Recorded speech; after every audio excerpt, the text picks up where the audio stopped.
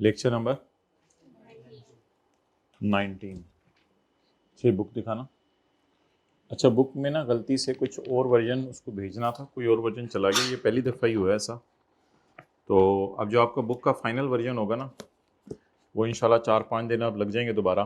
उस पर लिखा होगा ऑटम 2026 फाइनल। और अगर किसी के पास ये ऑटम 2026 है तो और गलती से ले गया है तो ये बंदा जो है वो आपसे जो शुरू वाली क्लासों में नंबर 1 शेयर हुआ था बिलाल का, लेक्चर 3 में किसी ने नोट किया हुआ? कोई और नंबर था एक बिलाल का वो नंबर बता दो। तो उस नंबर के ऊपर जो है वो रब्ता कर लें और उसको इस बुक की तस्वीर भेजें, एड्रेस भेजें, ताकि आपको ऑटम 26 फाइनल वाली बुक मिले। अब नई बुक पे लिखा होगा ऑटम 26 फाइनल। अब बुक 4-5 दिन और लग जाएंगे मादरत। और ये कैपिटल गेन के चैप्टर के पेज अब मुझे नहीं पता प्लस माइनस अगर हुए हों तो टेक्स्ट राइट्स का जो चैप्टर है इंशाल्लाह उसके पेज में देख लूँगा, आपको बता देता हूँ। वरना कल से इंशाल्लाह बुक के पेज नंबर ही मैच करेंगे। आज इस इशू को रिजॉल्व करेंगे हम। ओके अच्छा भाई ये टेबल है अब आपकी बुक में, ये देखें। Quick revision of concept learn.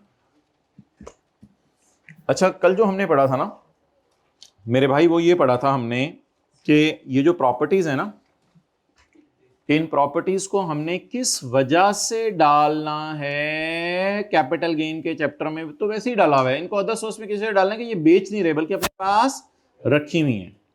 और अगली बात हमने ये पढ़ी थी, जो बंदा ये फार्म हाउस की बात बाद में करेंगे। भाई दोबारा से शुरू कर दिया ना लेक्चर फ्रेश तरीके से, दोबारा से शुरू कर दिया था ना फ्रेश तरीके से, अभी 2 मिनट पहले ही शुरू हुआ ना बस।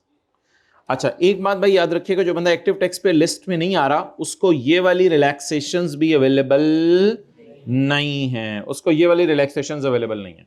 तो फिर उसको सिर्फ कौन सी रिलैक्सेशन अवेलेबल है? उसको ये रिलैक्सेशन अवेलेबल है कि वो एग्रीकल्चर लैंड ले ले या शहीद वगैरह हो या गवर्नमेंट का एम्प्लॉय हो। ये तो वैसे जनरल रिलैक्सेशन हर बंदे को गवर्नमेंट दे देती है, तो इस वजह से उसको अवेलेबल है। ओके अब आ जाएं आप। ये मेन कैटेगरी माय डियर इस चैप्टर के अंदर कौन सी थी? मेन कैटेगरी इस चैप्टर के अंदर थी डिस्पोजल ऑफ कैपिटल एसेट्स। तो उसमें एसेट्स कवर्ड कौन से थे? Shares of private company, painting, sculpture, drawing, other और वो सारी चीजें। और 2 टाइप की इनकम इस चैप्टर में कौन सी थी? Separate block. 2 टाइप्स की इनकम इस चैप्टर में कौन सी थी? Separate block. सेपरेट ब्लॉक में एक थी डिस्पोजल ऑफ और एक थी डिस्पोजल ऑफ इमूवेबल प्रॉपर्टी। तो डिस्पोजल ऑफ सिक्योरिटीज के अंदर वो डेफिनेशन ऑफ सिक्योरिटीज थी, पब्लिक कंपनी थी, वाउचर्स ऑफ पीटीसी और नेवर एंडिंग स्टोरी। और इधर था disposal of constructed property, open plot and flats. तो ये कैपिटल गेन चैप्टर की एक ओवरऑल है।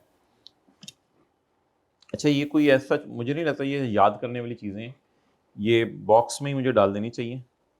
इनको बस किसी हद तक आप पढ़ लीजिएगा। आई के अपनी किताब में डाला हुआ है सेपरेट ब्लॉक और फाइनल टैक्स रिजीम क्या होती है। Final tax regime my dear हमने पढ़ी है dividend income. Final tax regime क्या पढ़ी है? Dividend income. और सेपरेट ब्लॉक में हमने अपने सिलेबस में अभी तक 2-3 चीजें पढ़ ली हैं। एक तो हमने सिक्योरिटीज पढ़ ली हैं, पब्लिक कंपनी के शेयर्स बेचना, और डिस्पोजल ऑफ इमूवेबल प्रॉपर्टी पढ़ा है। और एक तीसरी चीज भी हमने पढ़ी थी शायद, वो हमने ये पढ़ी थी अदर सोर्स में जो जाएगी डीम्ड इनकम, उसका रेट टेबल 1-2 वाला है या उसका भी सेपरेट रेट है? Separate block income in this regime specific tax rates are applied and various expenses can be separate block में खर्चे माइनस हो सकते हैं, जैसे हम नोशनल एक्सपेंसेस वगैरह भी माइनस करते थे और भी माइनस करते थे। तो सेपरेट ब्लॉक में खर्चे माइनस होते हैं। कोई खर्चे माइनस कहां नहीं होते? This regime applies to income where tax is paid final and no deductions are allowed, जैसे डिविडेंड इनकम थी। सेपरेट ब्लॉक इनकम की मिसालें क्या हैं? डिस्पोजल ऑफ सिक्योरिटीज या इमूवेबल प्रॉपर्टी। और इसकी क्या मिसाल थी? Dividend and interest income in certain cases. Interest income in certain cases की मिसाल क्या थी? Interest income in certain cases की मिसाल ये थी कि आपने इंटरेस्ट कमाया है। इंटरेस्ट कहां कमाया है आपने? आपने इंटरेस्ट कमाया है, वो याद है डायग्राम बनाई थी 15 लाख के अंदर, 15 लाख से ज्यादा, वो सारा वाला। पॉज करें। अच्छा भाई किसी के पास अगर ऑटम 2026 वाली बुक है तो उसके बाहर ऑटम 2026 फाइनल अगर नहीं लिखा हुआ तो इस नंबर पे भेजें ताकि हम आपको वो दोबारा डिस्पैच करवा दें बुक।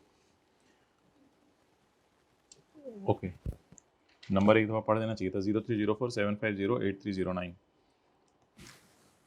ओके,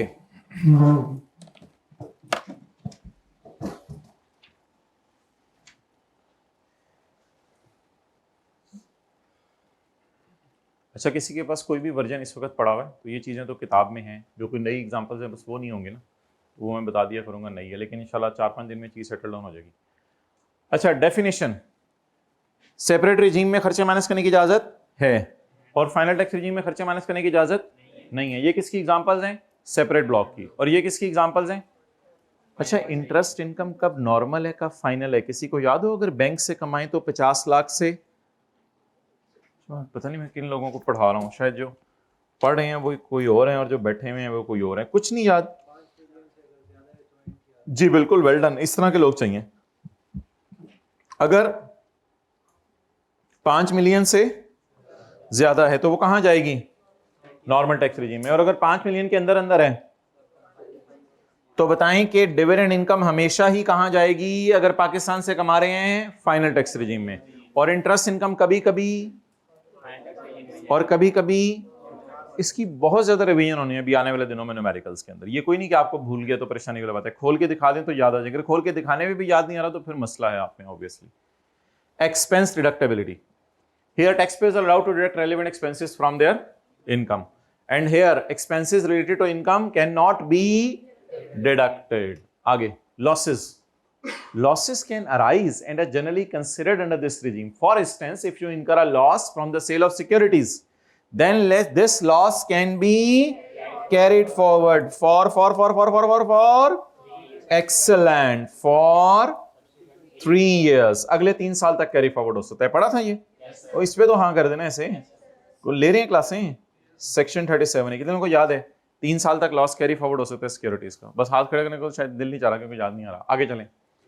फाइनल टैक्स, भैया इससे जुल्म ना करें, मुझे बड़ा दुख होता है इस तरह बैठ के क्लास में, अगर आप बैठे हो ना तो ये बहुत बड़े जुल्म की बात है। अभी से सिलेबस आपके काबू नहीं आ रहा तो फिर आगे जाके कैसे काबू आएगा? ये हमने पढ़ा था सेक्शन 37A में, ये पॉइंट 5 में, कि जो सिक्योरिटी का लॉस माइनस नहीं हो सका वो अगले 3 साल तक क्या होगा? Carry forward.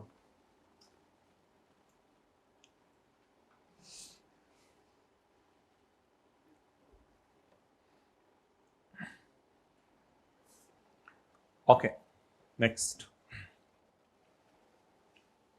Expenses deductibility. Expenses related to this income can not be deducted, और दिस सॉरी हम तो आगे थे और आगे चलें। इनकम क्लासिफिकेशन, इधर ऊपर कोई लफ्ज़ नहीं है इनकम क्लासिफिकेशन का। इधर income under FTR does not fall under head of income, instead it is included in total income. After calculating total income, FTR is then subtracted from total income. अच्छा, ये सारी जो कैरेक्टरिस्टिक्स है ना, वैसे मैं आपको मजे की बात बताऊं, ये सारी कैरेक्टरिस्टिक्स हमने ऑलरेडी पढ़ी हुई हैं, और अगर पेपर में कभी नाम आ जाए कि आप फाइनल टैक्स रिजीम की कैरेक्टरिस्टिक बताएं तो आपने ये सफा नहीं लिख के आना। ये तो मैंने आपको क्या ऐसे ही आई कि अपनी अंडरस्टैंडिंग के लिए, बच्चों की अंडरस्टैंडिंग के लिए सेपरेट ब्लॉक और फाइनल रिजीम में फर्क डाला हुआ है। पेपर में अगर कभी आ जाए कि फाइनल टैक्स रिजीम की कैरेक्टरिस्टिक्स बताएं तो वो अल्हम्दुलिल्लाह आपको आती हैं और आपने याद भी की हुई है। मैं दिखाऊंगा, आप कहेंगे हाँ फाइनल टैक्स रिजीम किसी चैप्टर 4 में सेक्शन 8 पढ़ा था, किसी हेड में नहीं जाती, कोई खर्चे माइनस नहीं होते, कोई ज़कात माइनस नहीं होते, कोई लॉसेस सेट ऑफ नहीं होते, वही बातें दोबारा लिखी नहीं है।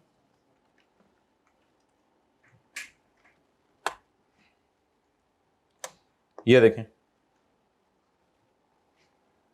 खर्चे माइनस नहीं होते, खर्चे माइनस नहीं होते, किसी हेड में नहीं जाती, लॉसेस एडजस्ट नहीं हो सकते, रिफंड नहीं हो सकता ये टैक्स। डिविडेंड आपने कमाया 1 लाख, उस पर टैक्स दिया 15,000, अब ये रिफंड मिलेगा आपको?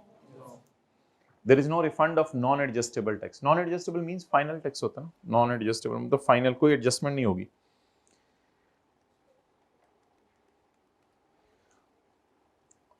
Unless tax exceed final tax, अगर गलती से आप ज्यादा जमा करवा दें, यानी 1 लाख पे 15,000 बनते हैं और 16,000 दे दिया, गलती से कट गया, तो फिर तो रिफंड मिल जाएगा। Assessment, an assessment is deemed to have been made and the taxpayer is required to furnish a return। ये बात आपको बिल्कुल समझ नहीं आएगी, चैप्टर नंबर 15 में जाके ये पढ़ेंगे, बिल्कुल समझ नहीं आएगी। ओके, मोटा मोटा सा फर्क सेपरेट ब्लॉक में और फाइनल टैक्स रिजीम में ये है कि सेपरेट ब्लॉक का टैक्स जो है वो निकालते हुए आपको खर्चे माइनस करने की इजाज़त है, फाइनल टैक्स रिजीम में खर्चे माइनस करने की इजाज़त नहीं है, पहली बात। और दूसरी बात, सेपरेट ब्लॉक के अंदर जो है वो आप किसी हेड में ही जारी बात है लेके जाते हैं, लेकिन नॉर्मल टैक्स रिजीम किसी हेड में लेके जाने की इजाजत नहीं है, बल्कि हम बरकत के लिए लिख देते होते हैं other source, final tax regime, dividend income, लेकिन असल में फाइनल टैक्स रिजीम किसी हेड ऑफ इनकम में क्लासिफाई नहीं होती। Okay, now come on page this one.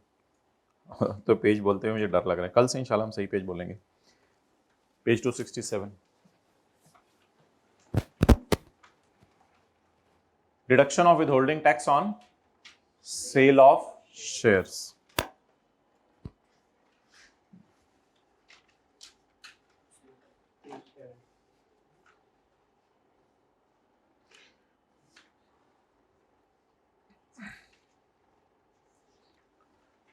पढ़ें जी पहली एग्जांपल।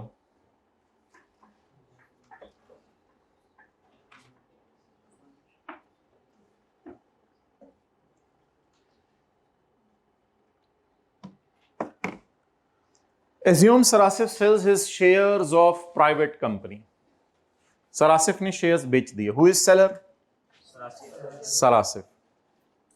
किसको बेच दिए? जब एक दफा वो आ जाए ना फिर मुझे कंफर्म करना। किसको बेच दिए?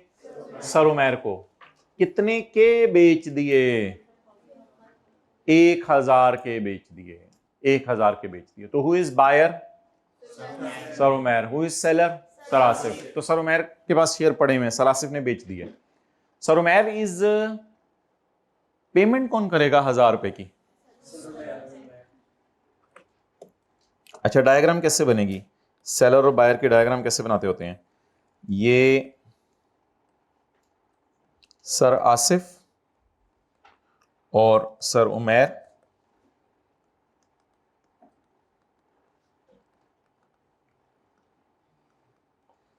ओके। आप बता दें सर उमैर सर आसिफ को कितने रुपए देंगे? 1000 रुपए। और सर आसिफ सर उमैर को क्या देंगे? शेयर्स। तो बोले sir Asif sold the shares, ये देखना, sold to sir, so sir Umair paid him 1000। अब पता नहीं सर आसिफ ने खरीदे कितने के होंगे, वो हम देखते हैं। तो sir Asif sells his share of private company to sir Umair for a fair market value of ₹1000। Sir Umair is legally required to withhold 10% of that value. ये एक नया कॉन्सेप्ट है कि सर उमैर को चाहिए कि सर आसिफ को 1000 रुपये आना दें। सर आसिफ को 1000 रुपये की बजाय 900 रुपया दें और सर उमैर 100 रुपया किसको दे दें? गवर्नमेंट को। 1 मिनट रुकें, ये 100 रुपया टैक्स किसका बनता है? टैक्स किसका बनता है? टैक्स किसने देना था? सर आसिफ का टैक्स बनता है, क्योंकि गेन किसको आया होगा? सर आसिफ को। अच्छा, मुझे नहीं पता गेन कितना आया होगा। गेन हम ईयर एंड पे निकालेंगे, गेन ईयर एंड पे निकालेंगे। जितना भी गेन है, गेन से कंसर्न नहीं। मैंने जानबूझ के सर आसिफ के हाथों में शेयर्स की कॉस्ट गिवन नहीं की। गेन सर आसिफ निकालेंगे, वो बाद में निकालेंगे, और ईयर एंड पे सर आसिफ उस गेन पे टैक्स देंगे गवर्नमेंट को। लेकिन गवर्नमेंट को कहेंगे मेरे 100 रुपए पहले ही आपके पास पहुंच चुके हैं। तो sir Umair is now with holding agent. Sir Umair tax deduct करेंगे। सर उमैर क्या करेंगे? बोले टैक्स डिडक्ट करेंगे। तो आसान सी बात बता दें, आप बैठे हुए थे सर आसिफ सर उमैर के बाहर जरा कमरे के, आप अंदर जाने लगे तो पता चला कि डील हो रही है। तो सर आसिफ ने शेयर भेज दिए, सर आसिफ ने सर उमैर को का शेयर। सर उमैर ने 1000 रुपये उनको देने थे, लेकिन सर उमैर कितने पैसे देंगे? फौरन सोचें, 900 रुपया। और सीढ़ियों पे चढ़ते चढ़ते चढ़ते नीचे गाड़ी पे बैठ के FBR के दफ्तर जाएंगे या नेशनल बैंक जाएंगे, वहां कितना रुपए जमा करवा देंगे? ये 100 रुपए किसने जमा करवाया है? किसका जमा करवाया है? It is tax of sir Asif paid in advance. अभी तो साल एंड नहीं हुआ, सर आसिफ को पता नहीं साल कब एंड हो। It is tax of sir Asif paid by sir Umair in advance. Assume Sir Asif sells his shares of private company to Sir Umair for a fair market value of ₹1000. Sir Umair is legally required to withhold, बाद में diagram banana, 10% of that value, which is ₹100. Sir Umair must then pay the remaining 900 to and deposit 100 रुपया tax within 15 days और earlier, या तो कितने दिनों में जमा करवाएं या जल्दी जमा करवा दें। अगर शेयर एससीसीपी में जल्दी नाम रजिस्टर हो जाए तो फिर जल्दी भी जमा करवा दें, लेकिन आम हालात में कितने दिनों में कम से कम सर उमैर जमा करवा दें? 15 दिनों में। लेकिन अगर शेयर जल्दी नाम लग जाए सर उमैर के तो फिर ये टैक्स भी 15 दिन का वेट ना करें, जल्दी जमा करवा दें। ओके, दिस इज सर बोले बोले बोले आसिफ्स एडवांस टैक्स। ये सर आसिफ का एडवांस टैक्स है।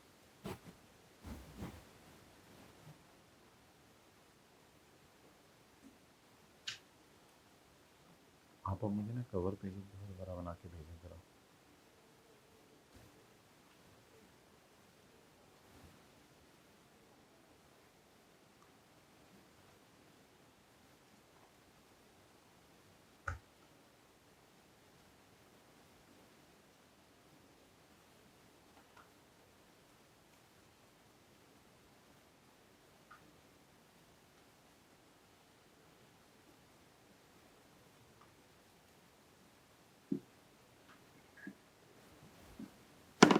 ओके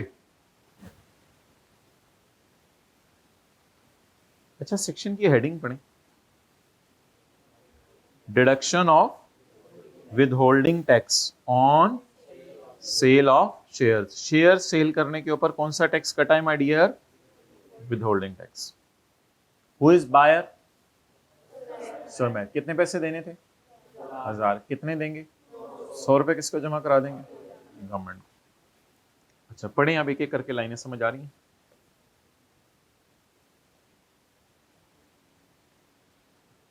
इस लाइन के पढ़ने से हमें कोई फायदा नहीं हुआ, ठीक है। एक बात पता चल गई। ये कानून कब आया है? 2023 में नई प्रोविजन आई है जिसने क्या कहा है कि टैक्स काटा करो। किस चीज पे टैक्स काटा करो? On sale of shares. कौन से shares? Other than securities. Other than securities. इसलिए हमने शेयर्स कौन से लिखे हुए हैं एग्जाम्पल में? Private company.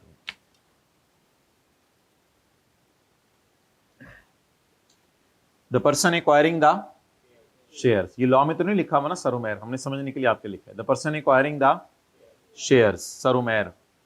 कौन से shares? Other than listed company. Listed company के शेयर्स की बात नहीं हो रही जो एनसीसीपीएल से और मार्केट से, उनकी बात नहीं हो रही।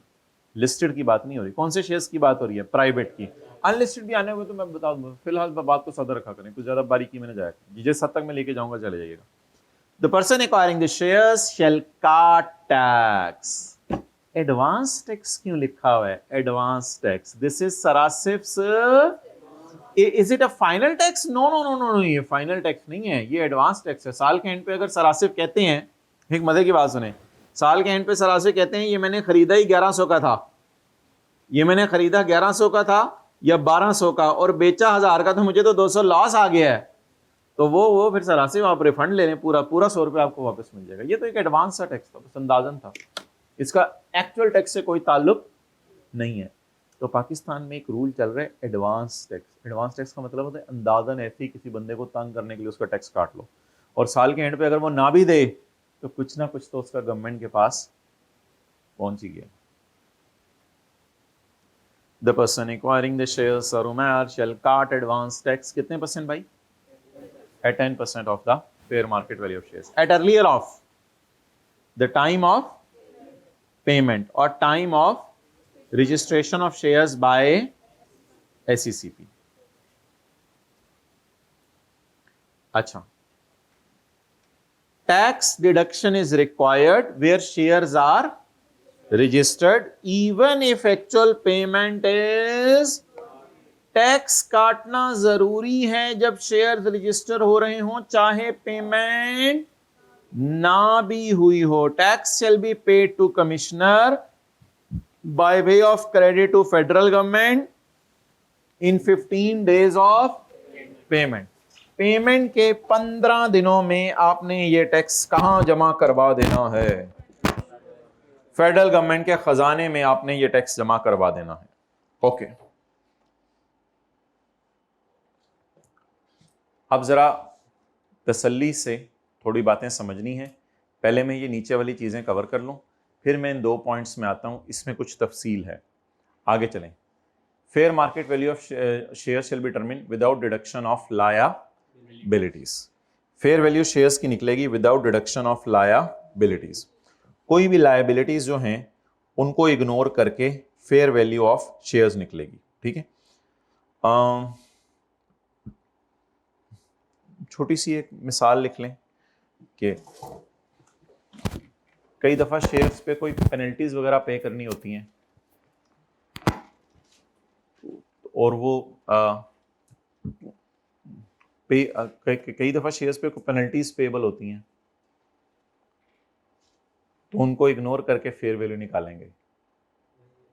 अच्छा, कई दफा शेयर्स वगैरह पे कोई पेनल्टीज पेबल होती हैं, तो उनको क्या करेंगे, इग्नोर करके फेयर वैल्यू निकालेंगे।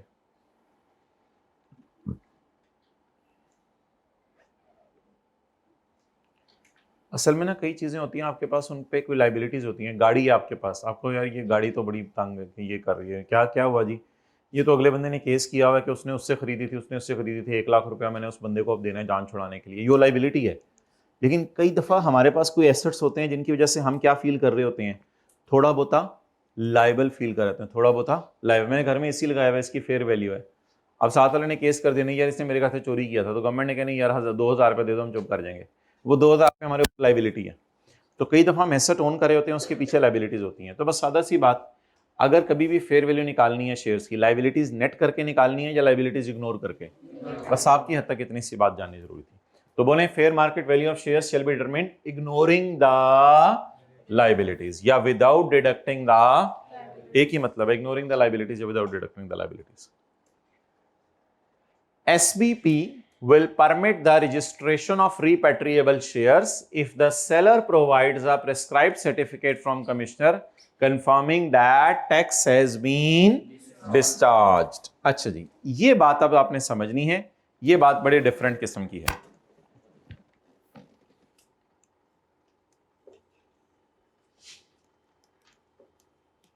Sir Asif sold shares to, तुर्की के क्या नाम है उनका, तैयब उर्दगान। अब मुझे नहीं पता स्पेलिंग हम सही लिख रहे हैं या गलत लिख रहे हैं। Sir Asif sold shares to Tayyip Erdogan. Sir Umair को बेचे या बाहर के मुल्क में किसी को बेचे? अच्छा, अब ये जो बाहर के मुल्क के शेयर्स होते हैं ना, इनको कहते हैं, अगर आप बाहर के बायर को बेचते हो तो इनको कहते हैं रीपैट्रिएबल shares. Now, Tayyib Erdogan will not deduct tax. Why? Tell me, वो क्यों नहीं टैक्स काटेगा? उसे क्या तकलीफ है कि 10% टैक्स काटे? वो तो वैसे ही बाहर के मुल्क में, उसे पाकिस्तान के कानून का क्या? तो वो 10% टैक्स नहीं काटेगा। But sir Asif will receive, बोले ₹1,000 from him and will pay।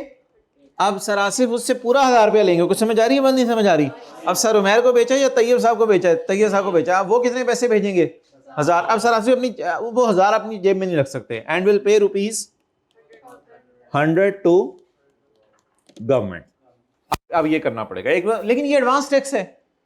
फिर ईयर एंड पे सरासर साबित कर देंगे मुझे तो लॉस आ रहा था, तो ये 100 रुपया वापस मिल जाएगा। पहले अंग्रेजी पढ़े।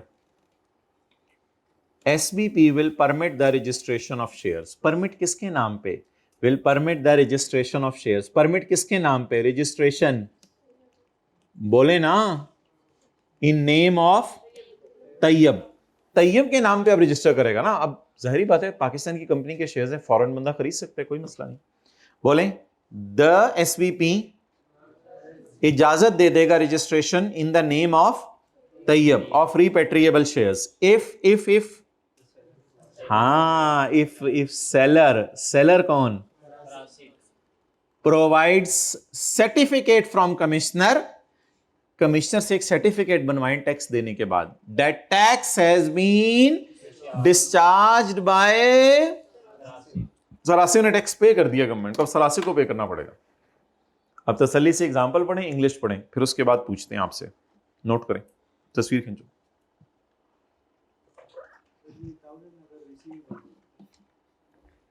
बस ठीक है, फिर वो जब हो तब कर देना।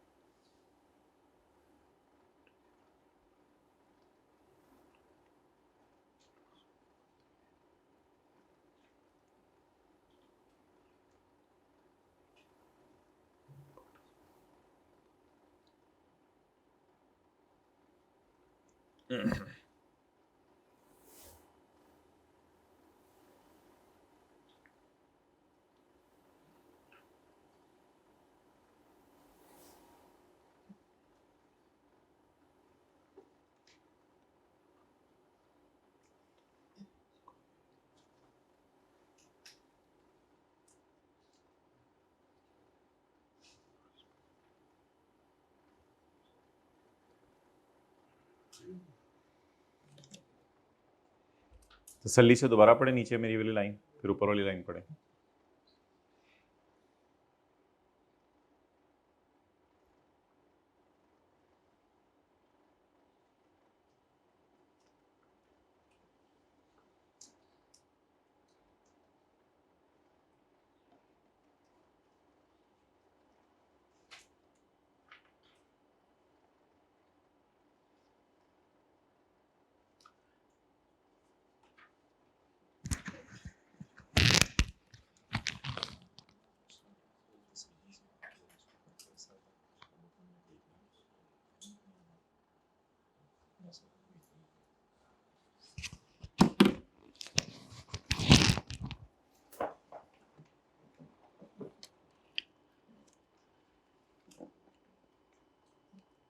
स्टेट बैंक विल, बोले बोले विल क्या करेगा?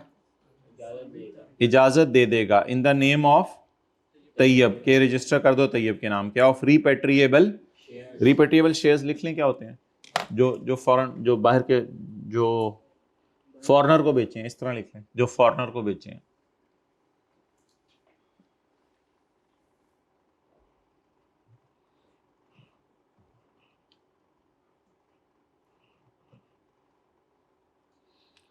SV Pay will permit the registration in name of Tayyab of repatriable shares if the seller provides a certificate from the commissioner confirming that tax has been discharged by Sarasif. Sarasif ने shares बेचे तैयब उर्दगान को। Now Tayyab उर्दगान will not deduct tax, but Sarasif will receive ₹100 complete from him and will pay 100 to government. Clear? Yes, sir. Clear? चलें। अच्छा, अब ये 5 वाला point ना बिल्कुल इंडिपेंडेंट है। अब दोबारा अपने रिदम पे वापस आ जाएं। कौन सी एग्जांपल चल रही थी? सर उमैर और सरासिफ वाली, बस उसके तरफ वापस आ जाएं। The person acquiring the shares, कौन? मे सीक एग्जेम्पशन सर्टिफिकेट और reduce rate certificate from sir Umair. Commissioner के पास जाए, कमिश्नर को कहें यार सर आसिफ को मुझे पता है वो लॉस आने शेयर्स के ऊपर, यार अपनी ये मुझे पता है यार, उन्होंने तो बहुत महंगे खरीदे थे, तो तुम्हें पता है कि मुल्क के हालात क्या चल रहे हैं, ऐसे ही मैं बिला वजह टैक्स उनका काट के रख लूं, बाद में उन्होंने वापस चले नहीं आ ही जाने। अगर इस तरह की कहानियां कमिश्नर सुन के मान जाए तो कमिश्नर एक एग्जेम्पशन सर्टिफिकेट दे देगा। अब सर उमैर को गवर्नमेंट वाले पकड़ नहीं सकेंगे आपने क्यों नहीं टैक्स काटा, क्योंकि सर उमैर को किसने सपोर्ट किया है? कमिश्नर ने। लेकिन ये बड़ा मुश्किल होता है एग्जेम्पशन सर्टिफिकेट लेना, कोई आसान नहीं होता। ये बातें सिर्फ 100 रुपए में नहीं है, ये बातें तो करोड़ों रुपए में होंगी। सर आसिफ अगर, सर उमैर अगर जो है वो 10 करोड़ रुपए के शेयर खरीदते तो 10 करोड़ रुपए के ऊपर जो है वो 10% लगता, वो तो 1 करोड़ रुपया था। अब 1 करोड़ रुपया टैक्स गवर्नमेंट को पहुंच जाना था, लेकिन सर उमैर गए, सर उमैर ने कहा यार सर आसिफ के हालात इस तरह के चल रहे हैं कि वो शेयर इन्होंने बहुत महंगा खरीदा हुआ है, इन्होंने बेचे, इनको लॉस आ रहा है, अब तुम मुझे कह रहे हो टैक्स काटो। साल के एंड पे जाके तो चलो तुम सर आसिफ को वापस कर दो, लेकिन इतना अरसा वो पैसा तो डूब गया उनका बेचारों का, तो ना करो ऐसा। पहले ही उनको लॉस आ रहा है, ऊपर से उनके पैसे मार रहे हो, बाद में तुमने वापस कर देने, बेहतर अभी टैक्स ही ना काटो। तो अगर कमिश्नर के दिल में रहम का मादा जागा तो कमिश्नर सर उमैर को छूट दे देगा। क्या छूट देगा? सर उमैर आप रिलैक्स करें, नहीं, सर उमेर, सर उमेर, सर उमेर, आप रिलैक्स करें, आप टैक्स ना काटें, ये मैं कह रहा हूं। असल में सर उमेर छूट लेने जाते हैं ना, असल में एफबीआर वाले पकड़ते पहले सर उमेर को हैं कि आपने काटा क्यों नहीं टैक्स। तलाशी को तो बाद में जाएंगे ना, पहली जिम्मेदारी लगाई किस पे है। मैं देखें सेक्शन शुरू कहां से हो रहा है, the person acquiring share, section शुरू यहां से हो रहा है कि सर उमेर आप पे जिम्मेदारी है टैक्स काटने की। चलें जी, बताएं आपको मतलब समझ आ रहा है। पॉइंट 6 का पढ़ें। The person acquiring the shares, कौन, मे सीक छूट और रिड्यूस। रिड्यूस रेट का क्या मतलब है, रिड्यूस का क्या मतलब है कि 10% की बजाय 2%, 3%, 1%, 5%। लेकिन ये सर्टिफिकेट किससे लेना पड़ेगा, तो लिखें कमिश्नर इजाजत दे सकता है कि सर हमारे टैक्स ना काटें। असल में उर्दू में जरा घर में पढ़ लिया करें ताकि फिर वो इंग्लिश का फिक्र तंग ना करे।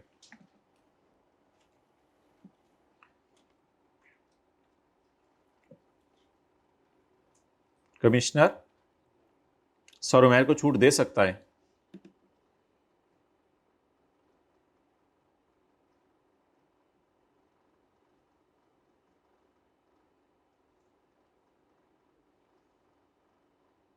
कि, बोलें, हाँ सर उमेर टैक्स ना काटें।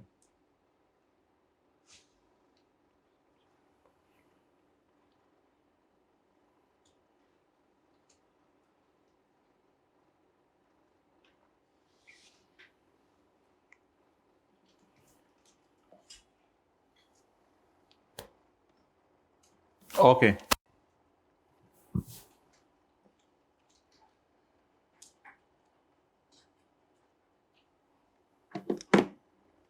चलें जी, इस रिदम में आगे चलते चलते अगली बात बता दें। कोई मुझे खुद बताए क्या है ये।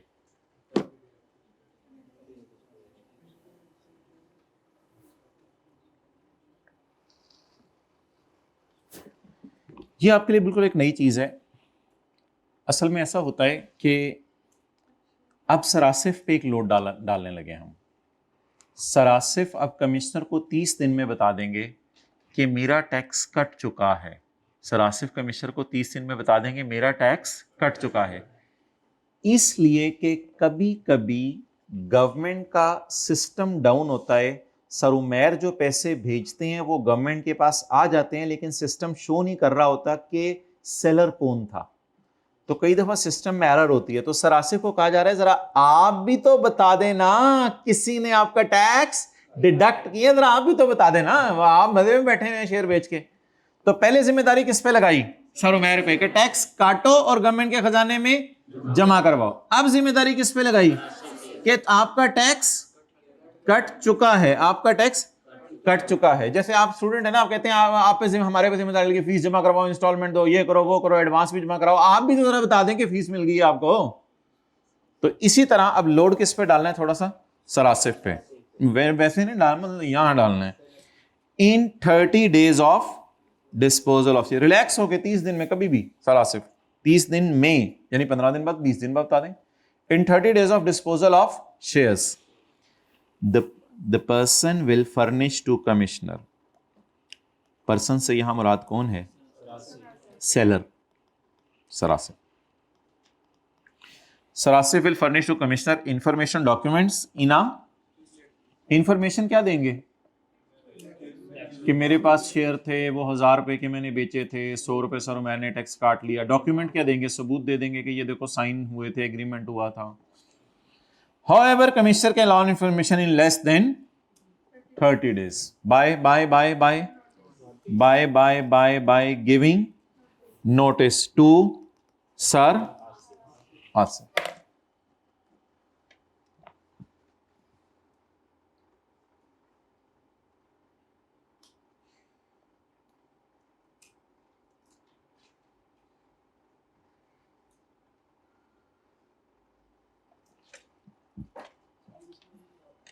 एसी बंद कर दो भाई।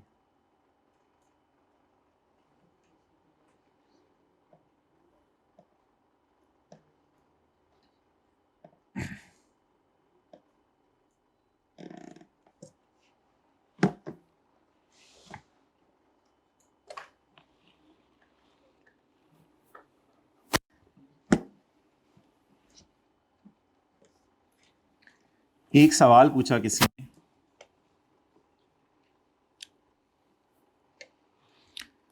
कि ये सेक्शन कहता है कि हम लगेंगे ऐसे शेयर्स पे जो अदर देन सिक्योरिटी है, यानी सिक्योरिटीज तो फिर सारी ही बाहर निकल गई, सिक्योरिटीज तो सारी ही बाहर निकल गई, तो ये सेक्शन पे लगेगा सिर्फ प्राइवेट कंपनी के शेयर्स पे। तो ये किसी ने पूछा, तो लॉ मेकर ने क्लैरिफिकेशन दी, उसने कहा नहीं, वो ना असल में ऐसे लिस्टेड कंपनी के शेयर जो आपने एनसीसीपीएल से नहीं बेचे, तो उन पे भी ये टैक्स काट लिया करो। जिसको स्टॉक एक्सचेंज जिसमें डील नहीं हुई, इन्वॉल्व नहीं हुई, उन पे भी यही टैक्स। ये बात हमने कल पढ़ी थी वैसे एक जगह पे। Section 37A now excludes the shares of, section 37A ने कौन से लिस्टेड शेयर्स बाहर निकाले थे अपने से, कल पढ़ी थी बात। Better not traded on and not settled through, तो सेक्शन 37 अप्लाइज, उन पे क्या लगता है फिर, अब उन पे टैक्स भी कलेक्ट होगा और टैक्स कलेक्ट होने के बाद पेमेंट टू गवर्नमेंट भी होगी of such of market transaction या ऑन मार्केट ट्रांजैक्शन। ऑफ मतलब लिस्टेड कंपनी के शेयर्स मार्केट के जरिए बेचे या it is of market transaction, of market transaction. तो सेक्शन 37A अब निकाल देता है अपने स्कोप से। कल हमने पढ़ा था किन शेयर्स को, बोले ना, जो स्टॉक एक्सचेंज के जरिए आपने नहीं बेचे, इन पर भी 10% टैक्स कटेगा। डन। अब रूल क्या बना, रूल ये बना कि अगर सेक्शन 37A में कोई सिक्योरिटीज बेची लेकिन वो स्टॉक एक्सचेंज के जरिए नहीं बेची, तो फिर उन पर सेक्शन 37A लगेगा, 37 लगेगा for tax collection. For tax collection कितनी होगी, एट 10%। Excellent, eight 10%। ये मैंने एट लिखने की कोशिश की है, जरा मोटा हो गया है, यही मोटा होकर बंदे का हाल होता है, नजर ही नहीं आ रहा होता किधर। एट 10%, पेट किधर टांगे किधर। And payment for such of, और पेमेंट भी फिर टैक्स की उसी के मुताबिक होगी। कलेक्ट भी होगा और कलेक्ट होने के बाद पे भी होगा। कलेक्ट एंड पे होगा गवर्नमेंट को कितना, 10%।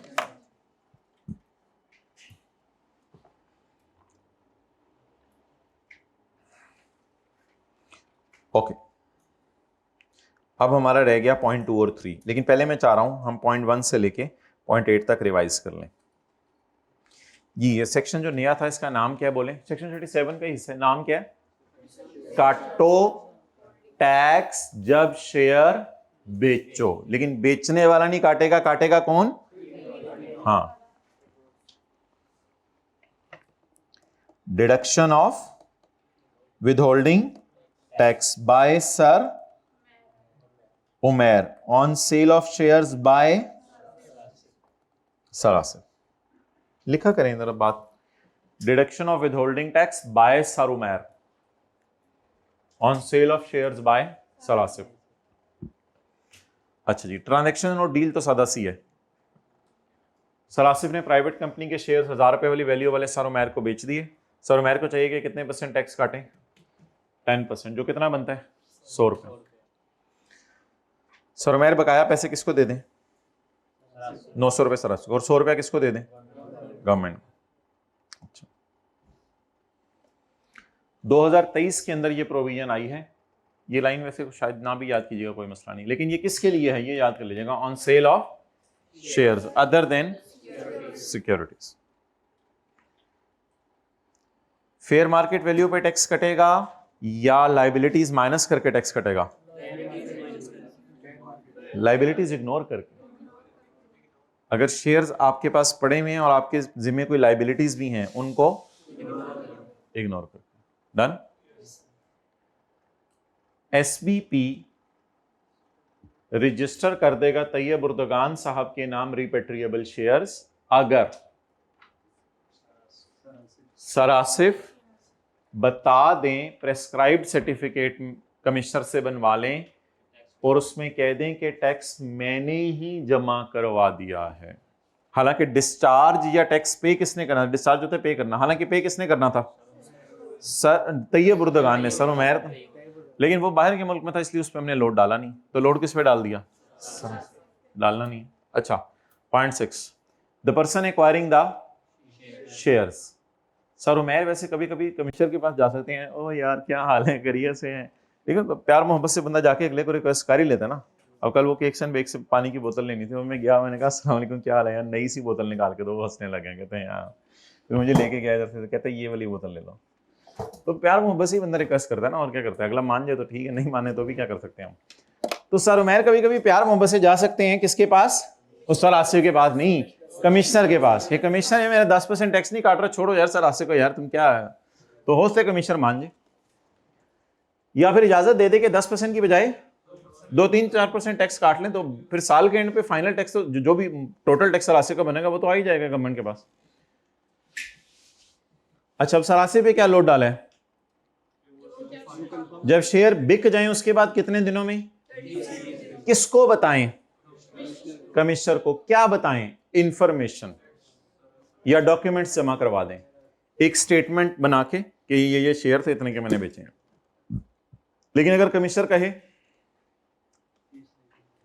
तो सर आसिफ को ये data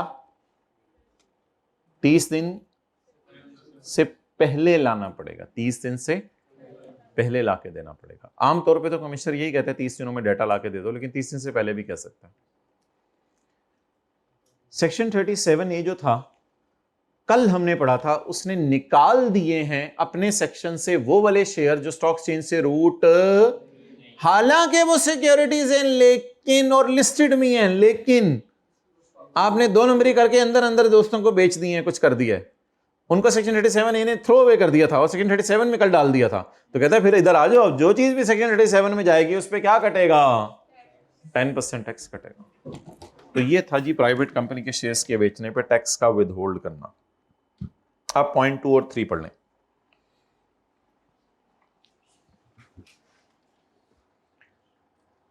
sir Umair acquiring the shares, काटेंगे टैक्स। एडजस्टेबल क्यों लिखा हुआ है, एडजस्टेबल, हाँ, एडवांस एडजस्टेबल का मतलब लिखें, एडवांस एडजस्टेबल टैक्स को डब्बे में लेके, एडवांस एडजस्टेबल टैक्स का मतलब लिखें, डब्बे में ले लिया एडवांस एडजस्टेबल टैक्स को, डब्बे में लेके लिखें। सरासिफ साल के एंड पे ये 100 रुपये अपनी टैक्स लाइबिलिटी में से बोलें क्या करेंगे, माइनस कर लेंगे। सरासिफ साल के एंड पे ये 100 रुपया अपनी टैक्स लाइबिलिटी में से माइनस कर लेंगे।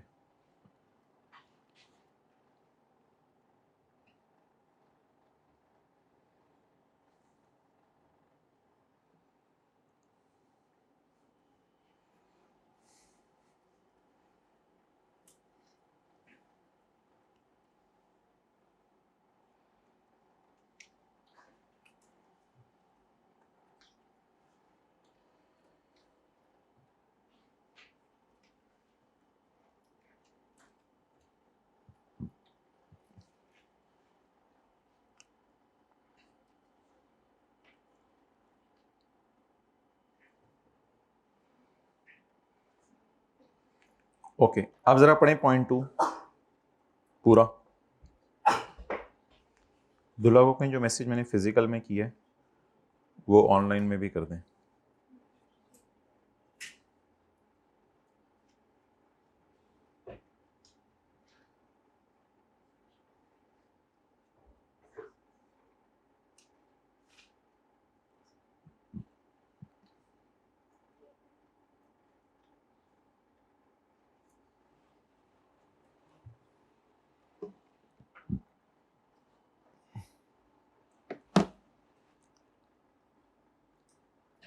Okay, the person acquiring the shares who, sir Umair, वो टैक्स काटेंगे 10% of the fair value of the shares at earlier of. Tax काटेंगे किस दिन, देखें, एक होते हैं काटना, एक होता है काट के जमा करवाना, एक होता है टैक्स काटना, एक होता है काट के जमा करवाना। इसमें थोड़ा बहुत गैप हो सकता है आप काट के रख लें टैक्स, लेकिन आपका चक्कर 2-3 दिन बाद लगे बैंक में। तो अब ऐसे तो नहीं कि सर उमैर होते सर आसिफ से शेयर खरीद रहे हो, थोड़े दिनों में मेरे से शेयर खरीद रहे हो, फिर प्रिंसिपल साहब से, फिर आपसे, अब एकदम हर थोड़ी थोड़ी देर बाद वो नेशनल बैंक ही जाते रहेंगे। तो इसलिए जरूरी नहीं होता कि टैक्स काटते ही आप गवर्नमेंट को जमा कराएं, गवर्नमेंट उसमें थोड़ी दिनों की छूट देती है, कोई ऐसा वो प्रैक्टिकली पॉसिबल नहीं होता एकदम जाना अपने सारे काम छोड़ के।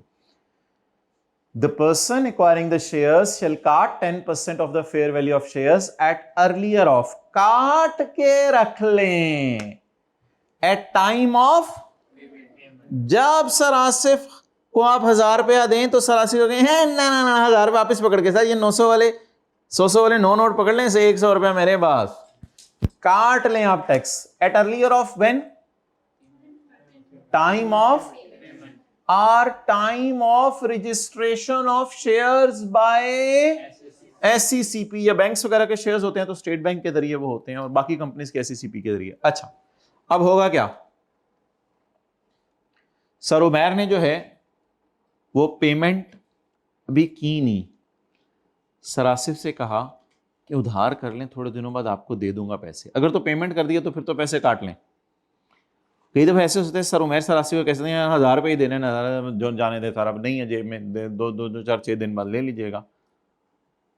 और 2-3 दिन बाद एससीसीपी का फोन आ गया, यार वो डील हो गई है, खत्म करो तुम लोग, अब रजिस्टर करने लगा मैं नाम।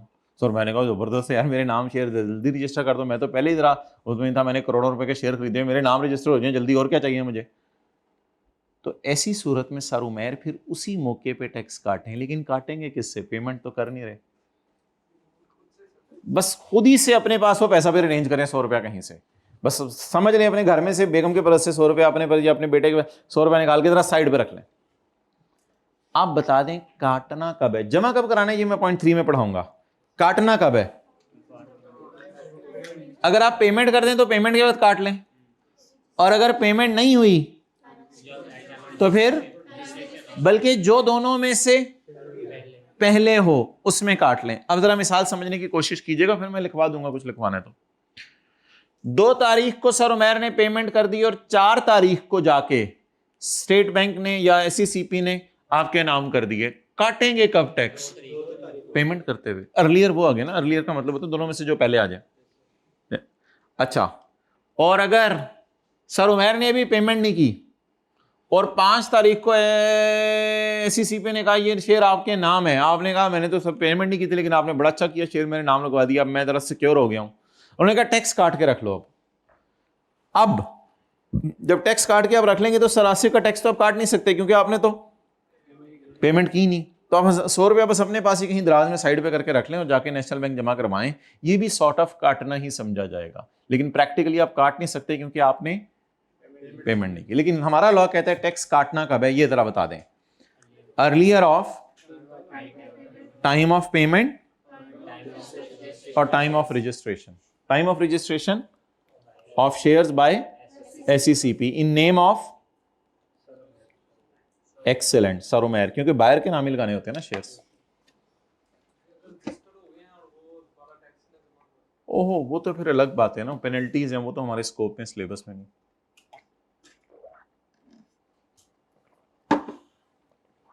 अच्छा जी,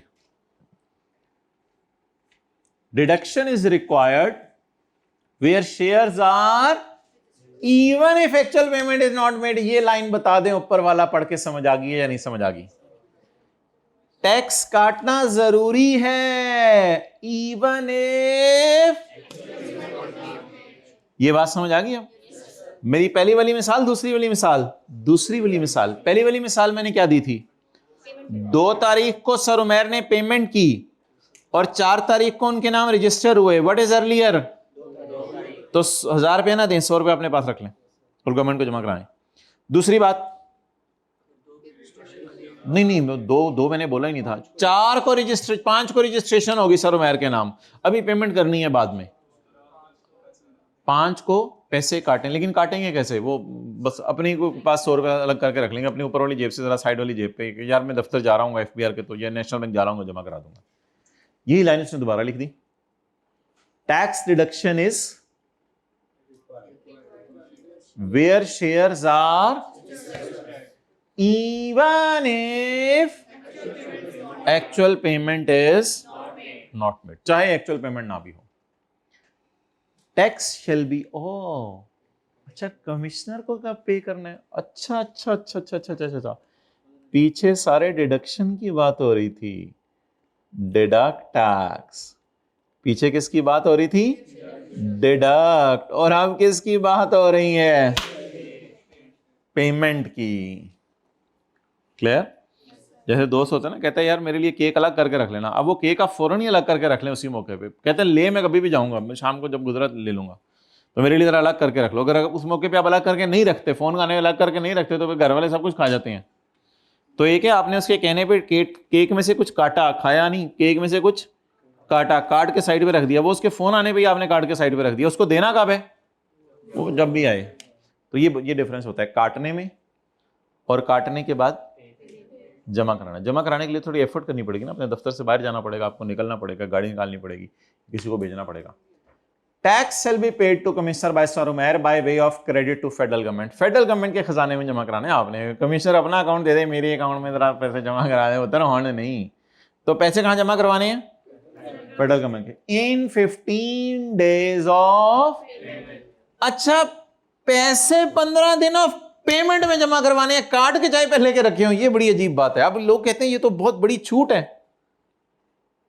पैसे आपने पेमेंट के बाद ही जमा करवाने हैं। पैसे जो आपने उधर से, वो जो अजीब सा एक सिनेरियो बना था ना, काट के रखे हुए थे, वो भी कोई टेंशन नहीं, बस रखी रखें, ताकि गवर्नमेंट कभी आए तो गवर्नमेंट को कहे रखे हुए हैं। लेकिन जमा कब करवाने हैं? आज आके माती मारे की बात की, तो पीछे क्या फिर अर्लियर अर्लियर लगे हुए थे तुम। तो गवर्नमेंट के खजाने में कब जमा करवाने हैं? पेमेंट के 15 दिनों बाद।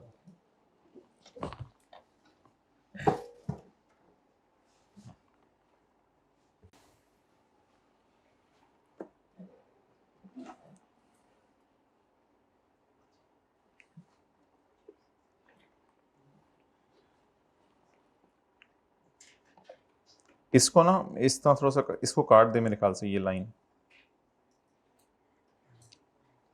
तस्वीर खींचो, तस्वीर खींच के समीर को भेजो, उससे पता चल जाएगा क्यों खींची है।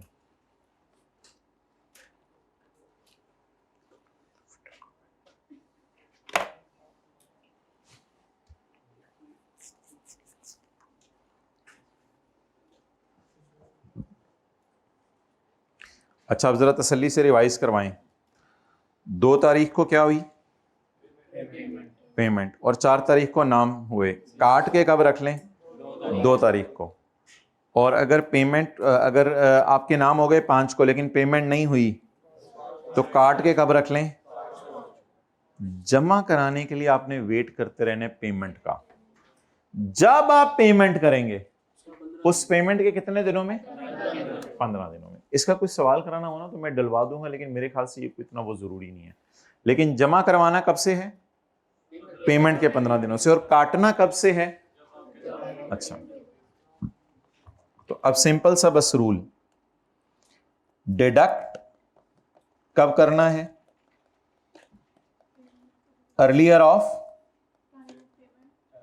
पेमेंट का टाइम या रजिस्ट्रेशन। और डिडक्ट करने के बाद डिपॉजिट कब जमा करवाना है? डिपॉजिट कब करना है?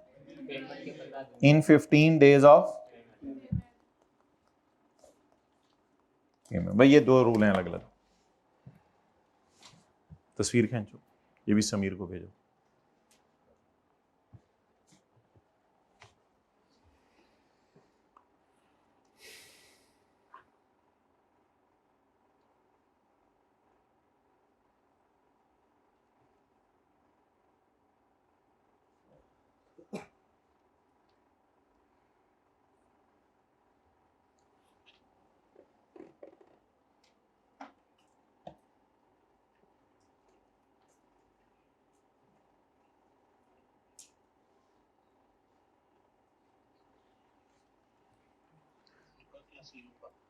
जी, उनको कहीं जिनने ऑर्डर प्लेस होकर डिलीवर हो जाएंगे उनको हम रिप्लेस करके देंगे फ्री, लेकिन मैंने उसे कह दिया ऑर्डर डिस्पैच करना छोड़ दें। माजरत, तो कल मैसेज लिख दो, वरना ऑनलाइन में ग्रुप ओपन है तो वो फिर बोलेंगे।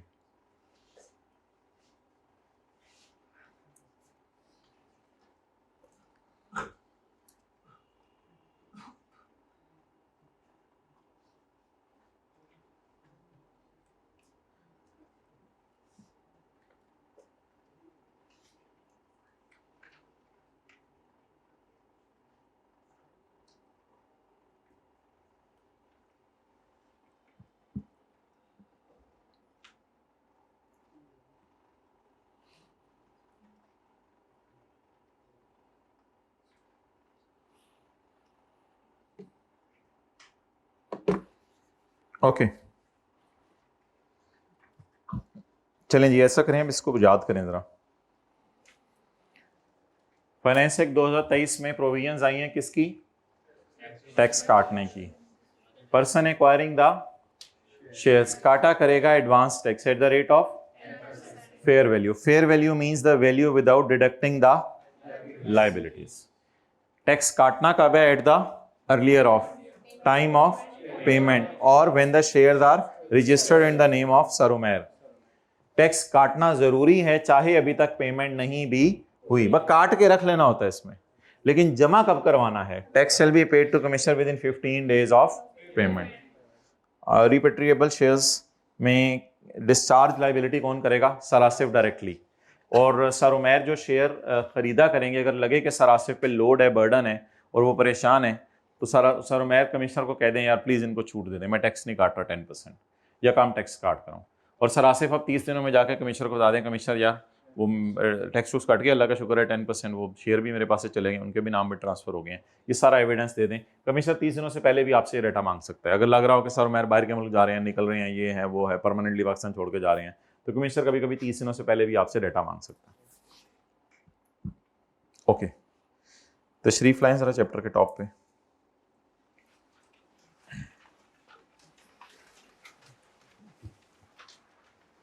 कैपिटल एसेट एक ऐसी प्रॉपर्टी होती है जिस बिजनेस से कनेक्टेड हो जाना हो, इससे कोई फर्क नहीं पड़ता। स्टॉक बाहर निकाल दें, कंज्यूमेबल स्टोर और रॉ मटेरियल जो बिजनेस के लिए हैं उसको बाहर निकाल दें। बिजनेस वाली प्रॉपर्टीज जो अमोर्टाइजेशन या डेप्रिसिएशन वाली हैं उनको भी बाहर निकाल दें। और मूवेबल एसेट्स बाहर निकाल दें सिवाय इन गिने चुने एसेट्स के। अच्छा गेन जो भी आएगा वो किस चैप्टर में जाएगा? इसी चैप्टर में, under the head capital gain. Gain निकलेगा A - B। यहाँ B कॉस्ट है, इसलिए कॉस्ट में किसी और हेड के खर्चे नहीं डाल देने और वो खर्चे जो बिजनेस में बुरे हैं वो भी यहां नहीं डालने। अगर आप इमूवेबल प्रॉपर्टी किराए पे ना दें बल्कि उसको बेचें तो टेबल 1 और 2 नहीं लगेगा, बल्कि क्या लगेंगे? Separate block. इसके भी न्यूमेरिकल्स बड़े बड़े करेंगे हम इंशाल्लाह। ये रहता है हमारा, ये किसी वजह से ना आईकेएफ से कुछ इसका डिस्कशन चलनी है तो वो ये रहता है, जरा इसको छोड़ दें। ये जो एग्जाम्पशंस लिखी हुई हैं सेक्शन 38 तो कुछ भी नहीं है। कैटेगरी 1 के मैंने कहा था लॉसेस आपको माइनस करने की इजाजत है, प्राइवेट कंपनी वगैरह, और कैटेगरी जो 2 है उसके लॉसेस माइनस करने की इजाजत नहीं है। जो शेयर की इनकम एग्जेम्प्ट है उसका लॉस भी माइनस करने की इजाजत नहीं है।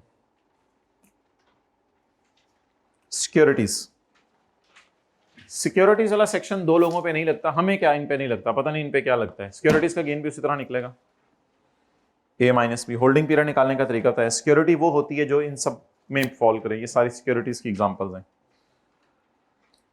पब्लिक कंपनी के शेयर्स वो होंगे जिस दिन आप उनको बेचने जाएं तो वो उस दिन भी पब्लिक कंपनी हो। सिक्योरिटीज के ऊपर नॉर्मल रिजीम नहीं लगेगा बल्कि, और इन पे जो लॉस आ जाएगा एक सिक्योरिटी का दूसरी सिक्योरिटी में से एडजस्ट होगा।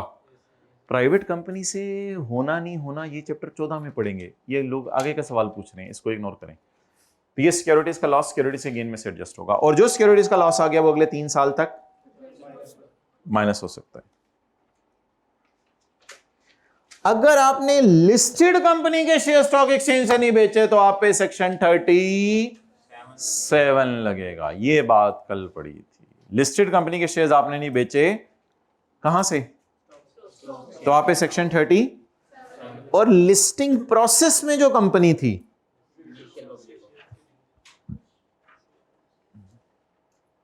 ठीक है पेज,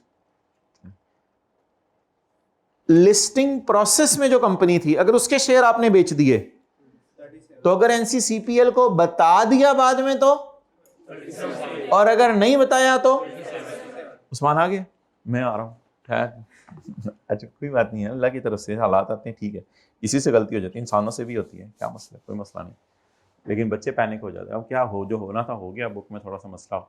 अच्छा, in case of market based transaction, market based transaction में आपको नोशनल एक्सपेंसेस माइनस करने की इजाजत है या एक्चुअल चार्जेस?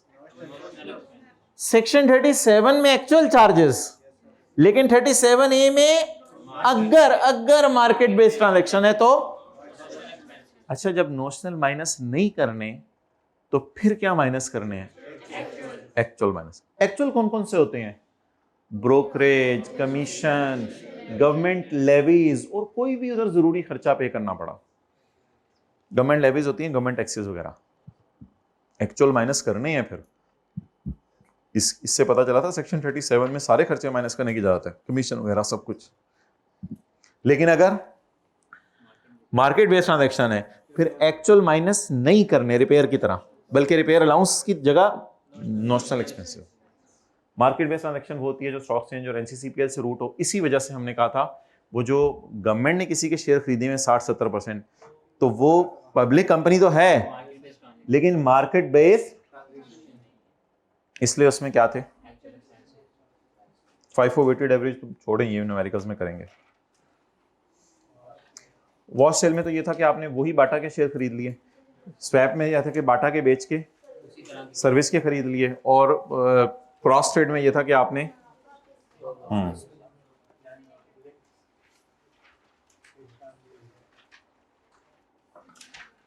हर ईओपी और कंपनी 3 महीने में जितनी भी सिक्योरिटीज बेची होंगी, 3 महीने में,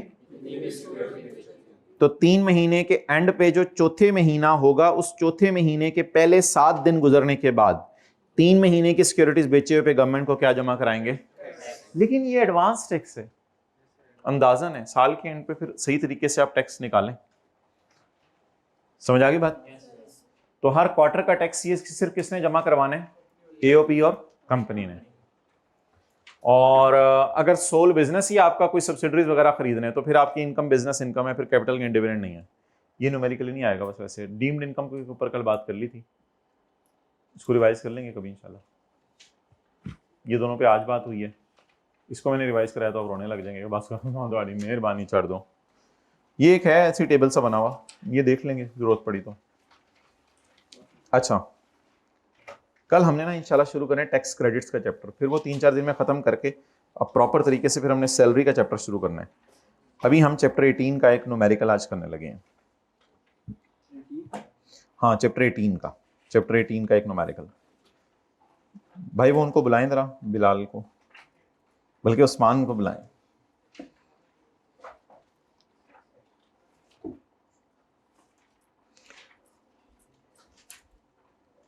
क्वेश्चन 30 निकालें माय डियर, चैप्टर 18 में। अब ये ऑनलाइन वाले हजरात इसकी तस्वीर खींच लें, ये ट्रिक करके, जरूरी नहीं हम नोट्स में अटैच करें, बस अब बहुत होगी, इसकी तस्वीर खींच लें। अगर ये तस्वीर आपको छोटी लग रही है तो ये 2 किस्तों में खींच लें। चलें, कोशिश करेंगे आपसे ये शेयर भी कर दें हम तस्वीर।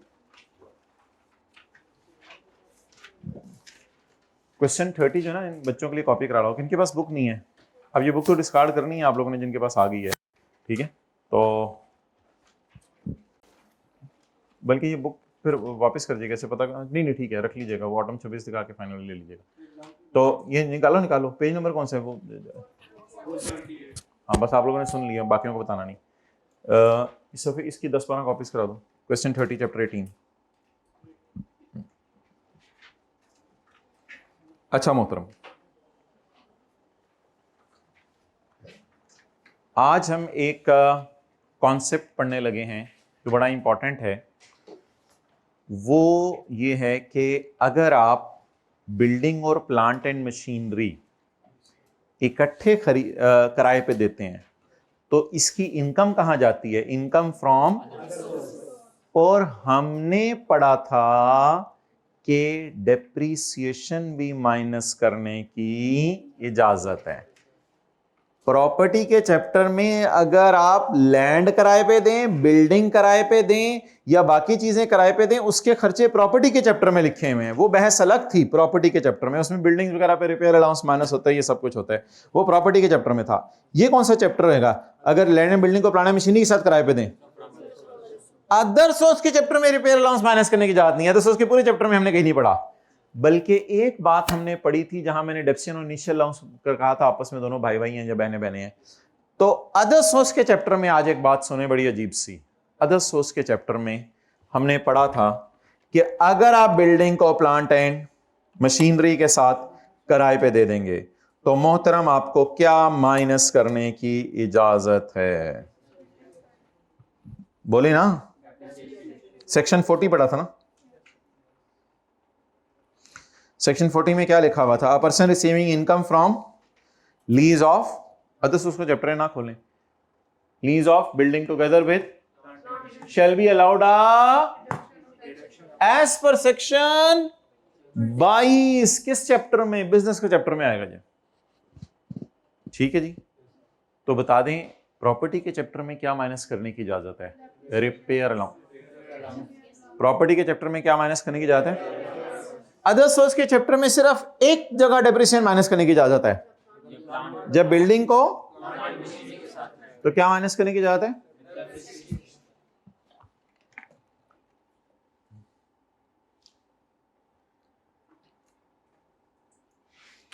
During tax year 2023। अच्छा, अब डेप्रिसिएशन के रेट क्या है और डेप्रिसिएशन कैलकुलेट कैसे करेंगे? उसके लिए आप एक मिली नगमा याद कर लें। बिल्डिंग के लिए 10, कंप्यूटर के लिए 30, बाकी सबके लिए 15%। बोलें, किसी ने लिखना है तो लिख ले, कोई मसला नहीं, लेकिन बिल्डिंग के लिए 10, कंप्यूटर के लिए 30, बाकी सबके लिए 15%। ये रेट लॉ में गिवन है, पेपर में आपको दिए होंगे, लेकिन लिखने तो लिख लें क्योंकि किताब अभी आई नहीं और चैप्टर 8 आपके सामने खुला नहीं हुआ, वरना मैं चैप्टर 8 खोल के आपको रेट दिखा भी सकता था। तो रेट यूजफुल लाइफ की बेस पे टैक्स लॉ में डिसाइड नहीं होंगे। रेट किस बेस पे डिसाइड होंगे? बोले, किस बेस पे डिसाइड होंगे रेट? रेट डिसाइड होंगे एसेट की नेचर के एतबार से, और वो फिक्स रेट है। ये तकरीबन 4-5 साल हो गए हैं, गवर्नमेंट ने ये रेट अभी तक बदले नहीं है। बिल्डिंग के लिए जैसे टेबल 1 और 1, 2 और फिक्स है, ऐसे ही बिल्डिंग के लिए 10, बाकी जैसे डिविडेंड का टैक्स रेट 15% है, तो ये रेट भी फिक्स है। बिल्डिंग के लिए 10, कंप्यूटर के लिए 30, बाकी सबके लिए। यानी बिल्डिंग की अगर यूजफुल लाइफ पेपर में दी भी होगी बिजनेस के सवालों में, हम जब करना शुरू करेंगे तो लाइफ इग्नोर किया करेंगे। बिल्डिंग के लिए क्या रेट लगाया करेंगे? तो बिल्डिंग के लिए 10, कंप्यूटर के लिए 30, बाकी सबके लिए। तो प्लांट फिर कहां जाएगा? बिल्डिंग के लिए 10 हो गया, कंप्यूटर के लिए 30 हो गया, प्लांट कहां जाएगा? 15%। फर्नीचर कहां जाएगा? 15। लेकिन छोड़े, हमने तो लैंड एंड बिल्डिंग को प्लांट एंड मशीनरी के साथ किराए पे देना ना। During the year ended. अच्छा, मुझे ये सारी चीजें पहले एक दफा ये बता दें कि इसने किया क्या इस साल। कोई मेन बात ढूंढे पॉइंट 1 में, सही है। पॉइंट 2 में कोई मेन लाइन ढूंढे। Excellent excellent. पॉइंट 3 में कोई मेन लाइन ढूंढे।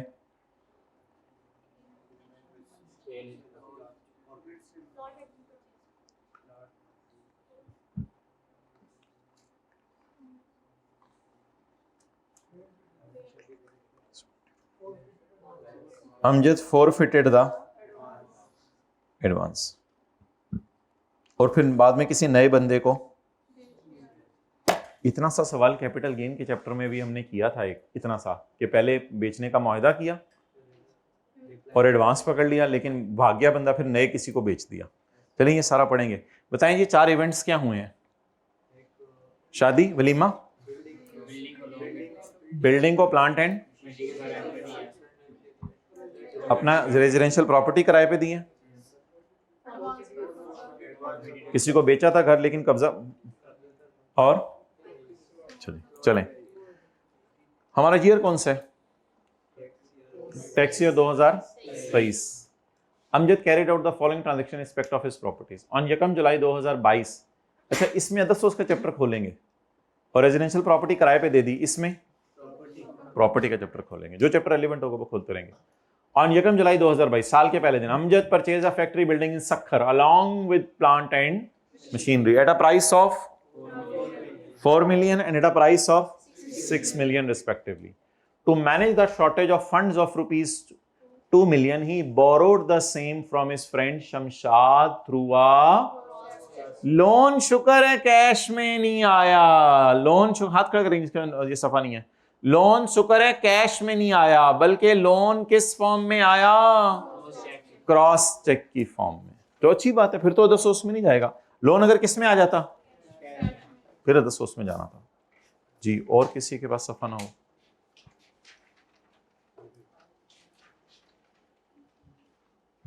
Through a cross cheque the loan carries interest at the rate of 18% per annum. साल के मिड में भाई को मिल गई है, मसला एड्रेस हो गया, ढूंढ कर लो, मेरे जाने तक कर लो, वरना फिर देख। On January 2023 letter to building to plan machine to बात monthly rent of 5 lakh payable in advance. अब मुझे बता दें जी, मैंने बिल्डिंग को प्लांट एंड मशीनरी के साथ जो किराए पे दिया है, तो मैंने कितना किराया लिया बता दे रहा, कितने हैं? 5 लाख मैंने किराए पे कब दिया है? 1 जनवरी 23 को। और मेरा ईयर एंड कब हो गया होगा? 30 जून 23 को। तो कितने महीने का किराया मल्टीप्लाई करूंगा? 6 मंथ का। ये आसान सा सवाल है। अच्छा, बिल्डिंग को ढूंढे कितने की खरीदी है बिल्डिंग? एक्सेलेंट, तो वो नीचे देख रहा है। बिल्डिंग कितने की खरीदी है?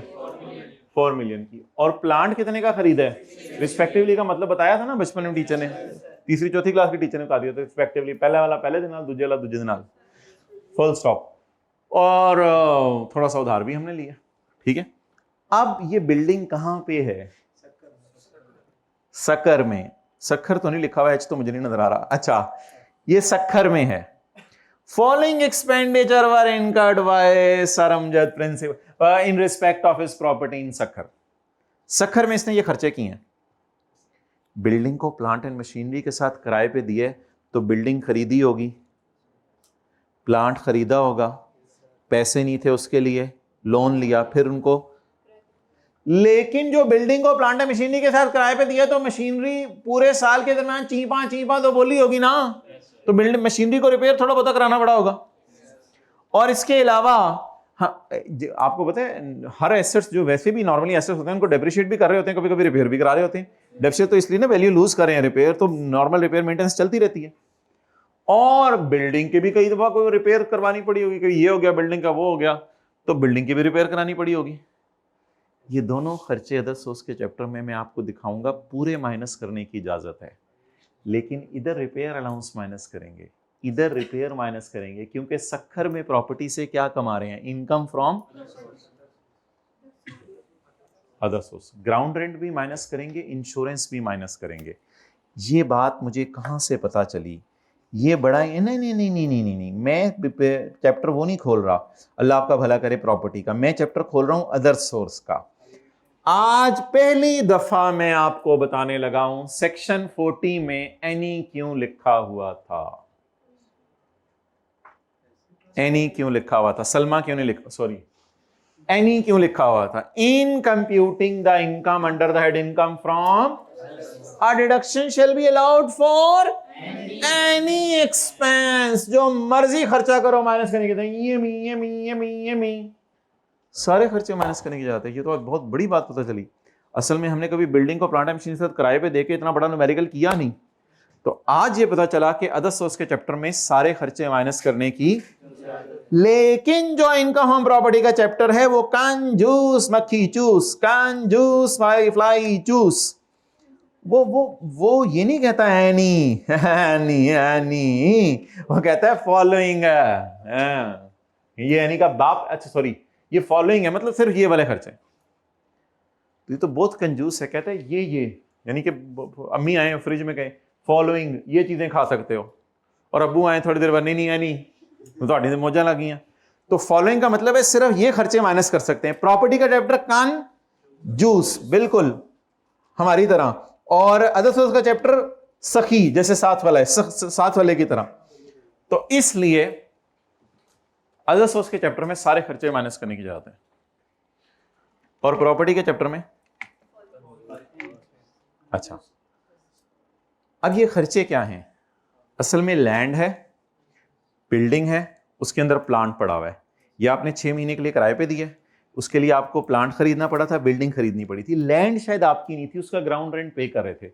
इधर तो ये ग्राउंड रेंट खर्चा होगा ना आपका, ये इनकम तो है ही नहीं, ये तो ग्राउंड रेंट खर्चा होगा ना, पे कर रहे हैं ना, पे कर रहे हैं। तो आप बता दें, हमने जहां बिल्डिंग खड़ी की और उसके अंदर प्लांट लाके डाला, वो शायद ग्राउंड हमारा नहीं होगा, तो किसी का भी होगा ग्राउंड। हमने उसको कहा होगा यार ये 50,000 ग्राउंड के पकड़ो, 50,000 ग्राउंड के पकड़ो। फिर बिल्डिंग हमने उस पर तामीर की, प्लांट खरीद के रखा, तो बिल्डिंग की इंश्योरेंस करवानी पड़ी, ठीक है, कुछ सैलाब ना आ जाए, रुड़ ना जाए, पेट्रोल ना गिर जाए बिल्डिंग पे। अच्छा, उसके बाद रिपेयर एंड मेंटेनेंस भी करानी पड़ी होगी बिल्डिंग की, मशीनरी की। अब ये चैप्टर बहुत सखी है, रिपेयर भी माइनस करने देगा डेप्री। बिजनेस के चैप्टर में भी इंशाल्लाह इसी तरह करेंगे, रिपेयर भी माइनस करेंगे बिल्डिंग्स की, सारी चीजों की। कॉलेज वाले अक्सर बिल्डिंग की रिपेयर कराते रहते हैं, आजकल तो आपको वैसे ही पता लग रहा है। तो रिपेयर्स तो अक्सर होती रहती हैं और साथ एक्सचेंज भी माइनस किया करेंगे। ये चैप्टर तो बड़े सखी हैं, अदर सोर्स का चैप्टर बड़ा सखी है, बिजनेस का चैप्टर बड़ा सखी है। वो तो कंजूस हमारे जैसा कौन था, प्रॉपर्टी का चैप्टर।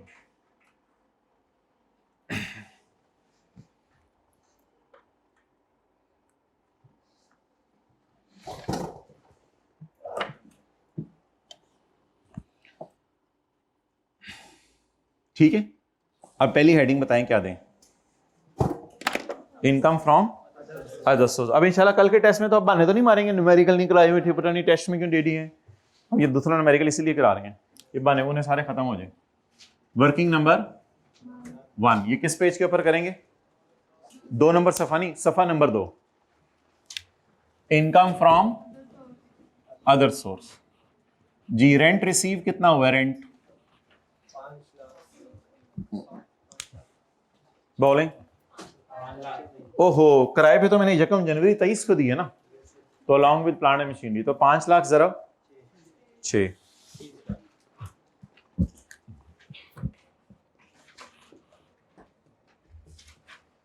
जी बोलें। 3 मिलियन रुपीज इन थाउजेंड में कर लें।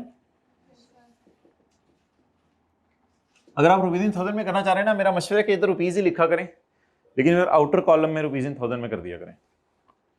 आज हम पहली दफा सवाल रुपीज इन थाउजेंड में करने वाले हैं, साथ वाले को पकड़ने का डर लग रहा है। तो यानी कि जवाब आया 3 मिलियन, तो आखिरी 3 सिफर उड़ा दें, ये रुपीज इन मिलियन हो जाएगा। लेस नहीं, बेहतर है इधर पूरा ही रखा करें, लेस डिडक्शंस।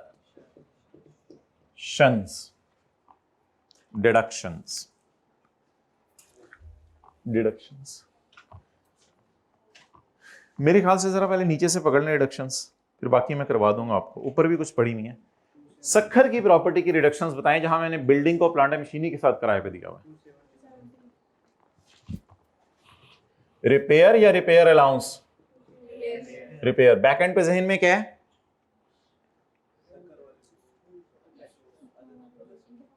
एनी, यानी सारे खर्चे माइनस करने की इजाजत है, लेकिन किसी और हेड का खर्चा नहीं माइनस होता। ये तो हर जगह पता है ना आपको, मतलब करते करते अनुवाद तू भी आज ये नहीं, ये तो कराची का खर्चा है ना। तो एनी से मुराद इत्थे ही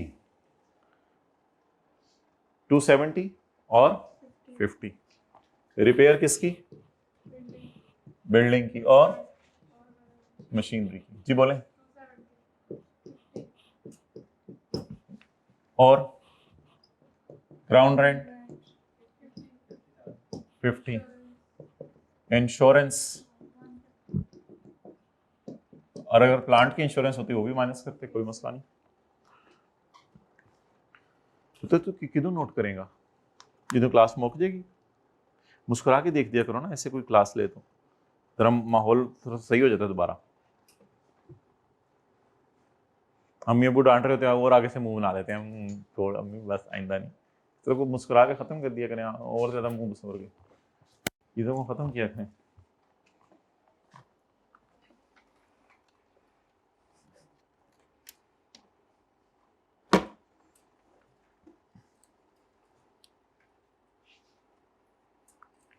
नहीं रहने दें, जाने तो चले।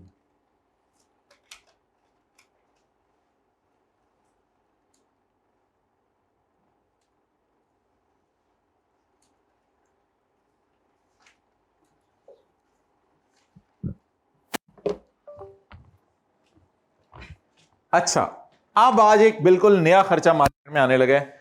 आपको पता है आपने बिल्डिंग खरीदी भी है, और जाहिर बात है देखें, लॉ मेकर कोई लोगों की जान नहीं लेना चाहता। उसको पता है कि बिल्डिंग को प्लांट मशीनरी के साथ किराए पे देना एक बहुत बड़ा काम है, और आप गवर्नमेंट के आप खुद चीज़ें बना के बेच रहे हो, गवर्नमेंट तो इससे बड़ी खुश होती है। आप बड़ा ज़बरदस्त काम कर रहे हो, आपने आगे किसी को किराए पे दिया हुआ है, तो आपके खर्चे भी तो लाखों करोड़ों रुपए में होंगे। तो अब आपको क्या माइनस करने की इजाज़त है, डेप्रिसिएशन। किस किस की, बिल्डिंग की भी और प्लांट की भी। डेप्रिसिएशन किसके ऊपर कैलकुलेट होती है, कॉस्ट पे। लेकिन अगले साल कॉस्ट पे होनी है या नहीं, या WDV पे होनी है, ये हम किस चैप्टर में पढ़ेंगे? बिजनेस के। अभी वो नहीं हम पढ़े। फिलहाल आपको पता है डेप्रिसिएशन पहले साल किस पे चार्ज होती है? कॉस्ट पे होती है। सवाल में कॉस्ट ढूंढे। 4 मिलियन बिल्डिंग की और उसकी 6 मिलियन। अच्छा, मैं ना पूरा लिख रहा हूं, कुछ बच्चों को थोड़ी कंफ्यूजन होती है इस वजह से। आप लोगों ने पूरा नहीं लिखना और आप अक्लमंद हैं तो well and good, no problem. Building के लिए 10, कंप्यूटर के लिए है ही नहीं, और बाकी सब के लिए 15। बिल्डिंग के लिए, कंप्यूटर के लिए और बाकी सब के लिए 15%। शुक्र है हमारे लॉ में कोई ऐसा तस्वुर नहीं है डेप्रिसिएशन में कि मंथ बेस पे पोर्शन करनी पड़े। अकाउंटिंग वाले बड़े लॉजिकल तरीके से डेप्रिसिएशन माइनस करते थे। हम अगर 29 जून को भी एसेट खरीदा करेंगे तो फुल ईयर डेप्रिसिएशन चार्ज किया करेंगे।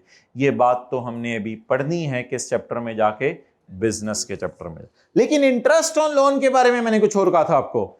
मैंने इंटरेस्ट ऑन लोन के बारे में कुछ और कहा था, आज डेप्रिसिएशन के बारे में कह रहा हूं। हर जगह देखिए जो लॉ बनते हैं ना, वो कोई लॉजिकल नहीं होता कि लॉ लॉजिकल है और हर जगह कंसिडर। अकाउंटिंग के अंदर तो लॉजिक होती है, लॉ में कभी भी आपको लॉजिक नहीं मिलेगी। अगले साल टैक्स ऑन डीम्ड इनकम का रेट कम हुआ होगा, अगले साल tax on deemed income delete हुआ होगा, वो गवर्नमेंट की मर्जी है, जो मर्जी करे। तो डेप्रिसिएशन में ना असल में गवर्नमेंट बहुत सखी है। गवर्नमेंट ना एसेट्स खरीदना पसंद करती है बजाय कि आप किराए पे लें। तो ये लॉजिक भी होती है थोड़ी बहुती लॉ में, कभी कभी लॉजिक होती है, इसलिए डेप्रिसिएशन गवर्नमेंट पूरी माइनस करने देती है। लेकिन इंटरेस्ट गवर्नमेंट को पसंद नहीं करती, लोन लेके आप अपने पाँव पे खड़े हो, ठीक है। इसलिए अब ये लॉजिक्स हैं, बट लीव द लॉजिक्स। मैंने क्या कहा, डेप्रिसिएशन को टाइम बेस पे पोर्शन करना है या never a portion on time base? ये बिल्कुल आज नई बात है। आज आपके सिलेबस में मैंने पहली दफा जिंदगी में डेप्रिसिएशन का लफ्ज लिखा है। आज तक कभी न्यूमेरिकल एडिशन माइनस की नहीं थी, क्योंकि अदर सोर्स में कभी लैंड एंड बिल्डिंग को प्लांट एंड मशीनरी किराए पे देते हुए कॉस्ट गिवन नहीं थी। आज पहली दफा क्या गिवन है सवाल में? कॉस्ट। तो इस अटेंड में डेप्रिसिएशन के रेट भी दिए हुए थे, ये याद नहीं करने आप लोगों ने। बिल्डिंग के लिए 10, कंप्यूटर के लिए 30, बाकी सब के लिए 15 निकाल दें ज़हन से। अच्छा, तो डेप्रिसिएशन को टाइम बेस पे पोर्शन नहीं करना। ये जवाब आ रहा होगा 4 लाख, लेकिन आप आखिरी 3 जीरो उड़ाएंगे तो 400। लेकिन इंटरेस्ट में ऐसा नहीं करना। इंटरेस्ट को आपने जितना अरसा ऊपर इनकम पड़ी है सिर्फ उतने अरसे का इंटरेस्ट माइनस करने की इजाजत है। इंटरेस्ट नहीं पूरा माइनस करने की इजाजत। पता नहीं अब आपने लोन कब लिया? हमें क्या, लोन तो शायद हम जुलाई को ले लिया था आपने। ये आपको याद है प्रॉपर्टी के चैप्टर का आखिरी सवाल किया था, क्वेश्चन 14, उसमें भी ये बताया था। तो लें वैसे ही सुन लें। इंटरेस्ट ऑन लोन पूरे साल का माइनस करने की इजाजत है या जितना अरसा इससे इनकम कमाई? बताएं, लोन लिया कब? 1 जुलाई को। कितना? 20 लाख। 20 लाख लोन लिया। 20 लाख लोन लेके, हो सकता है बाकी पैसे मेरे पास हों, वो मैंने अपनी तरफ से डाल दी हो। 20 लाख लोन लेके मैंने एसेट खरीदा और एसेट खरीद के मैं आगे उसको किराए पे दे दिया है। तो 20 लाख ज़रब 18%। ये हमने दोस्त को इंटरेस्ट पे किया है ताकि वो और हम जहन्नुम में जाएं। ये हमने दोस्त को इंटरेस्ट पे किया है, लेकिन मल्टीप्लाइड बाय 6/12 करके माइनस करेंगे। तो बता दें माइनस कितना करेंगे? जो उसको पे किया या जितना अरसा ये बिल्डिंग प्लांट एंड मशीनरी साथ किराए पे रही। तो बताएं बिल्डिंग प्लांट मशीनरी कब किराए पे रही? तो जनवरी, फरवरी, मार्च, अप्रैल, मई, जून। इंटरेस्ट सिर्फ कितने महीने का माइनस करना है? 6 महीने का। Very simple. इंटरेस्ट ऑन, अब अगेन पूछेंगे सर इंटरेस्ट ऑन लोन क्यों माइनस कर रहे हैं? वो तो हमने प्रॉपर्टी के चैप्टर में पढ़ा था, इंटरेस्ट ऑन लोन माइनस कर रहे हैं। तो पुत्र है एनी है, क्यों है एनी? बस एक ध्यान रखना है, किसी और हट के खर्चे माइनस नहीं करने, ये ध्यान रखना है। और बिजनेस के जो बुरे खर्चों की लिस्ट है वो ना हो, वो कभी देखेंगे बिजनेस के चैप्टर में जी। अच्छा, लोन कितने को बता दे, लोन कितने? 2 मिलियन इंटू 6/180।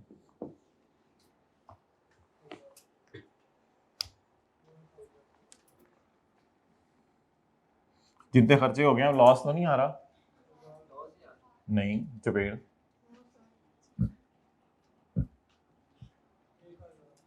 क्या 1000। पॉज करो। ओके अच्छा जी, अब मुझे ये बताएं, ऑनलाइन वालों कोई ऐसी बात हो तो नोट कर लिया करें, फिर मुझे बताया करें, मीटिंग में मैं आपको बता दिया करूंगा। ऑब्वियसली कभी ऑनलाइन वाले कहते हैं कि ये क्या बात सुनानी थी तो चुप करा दिया हमें वीडियो। अच्छा जी, पॉइंट नंबर 2। ओ भाई मसला हल हो गया है।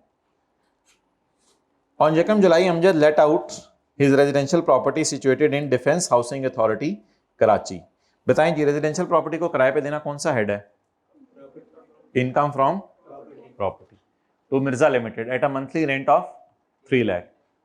ये आज बड़ा जबरदस्त कॉन्सेप्ट आया है कि rent for 2 years is received in advance. 2 साल का किराया इकट्ठा दे गया है। वो बहुत अमीर इंसान था, 2 साल का किराया इकट्ठा दे गया है। मेरे भाई हमने ये नहीं देखा करना, हमने ये देखा करना है हमारे साल घर कितना अरसा किराए पे रहा, हमारे साल घर कितना अरसा किराए पे रहा। 11 महीने।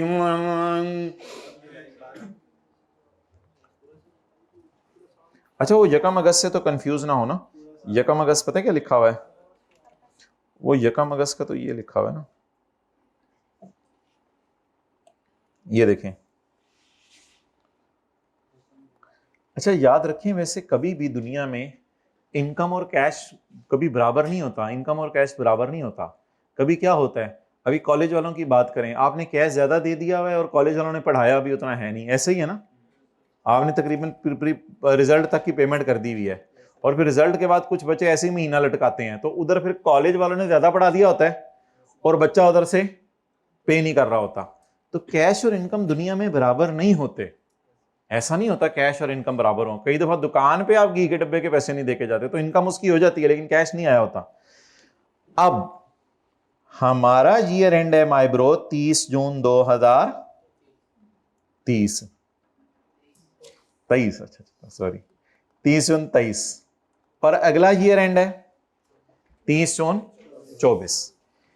अब वो बेचारा इतना अमीर बंदा था कि उसने 2 साल का किराया इस दिन दे दिया। ऐसे ही लिखा हुआ है सवाल में। उसने घर किराए पे हमने कब दिए? Issue resolve. अब ना भेजना, मैं भेजूंगा खुद अपने हाथों से सेंड। अच्छा वो तैयार करके रखो, पीडीएफ में कन्वर्ट करो। मैं भेजा कब?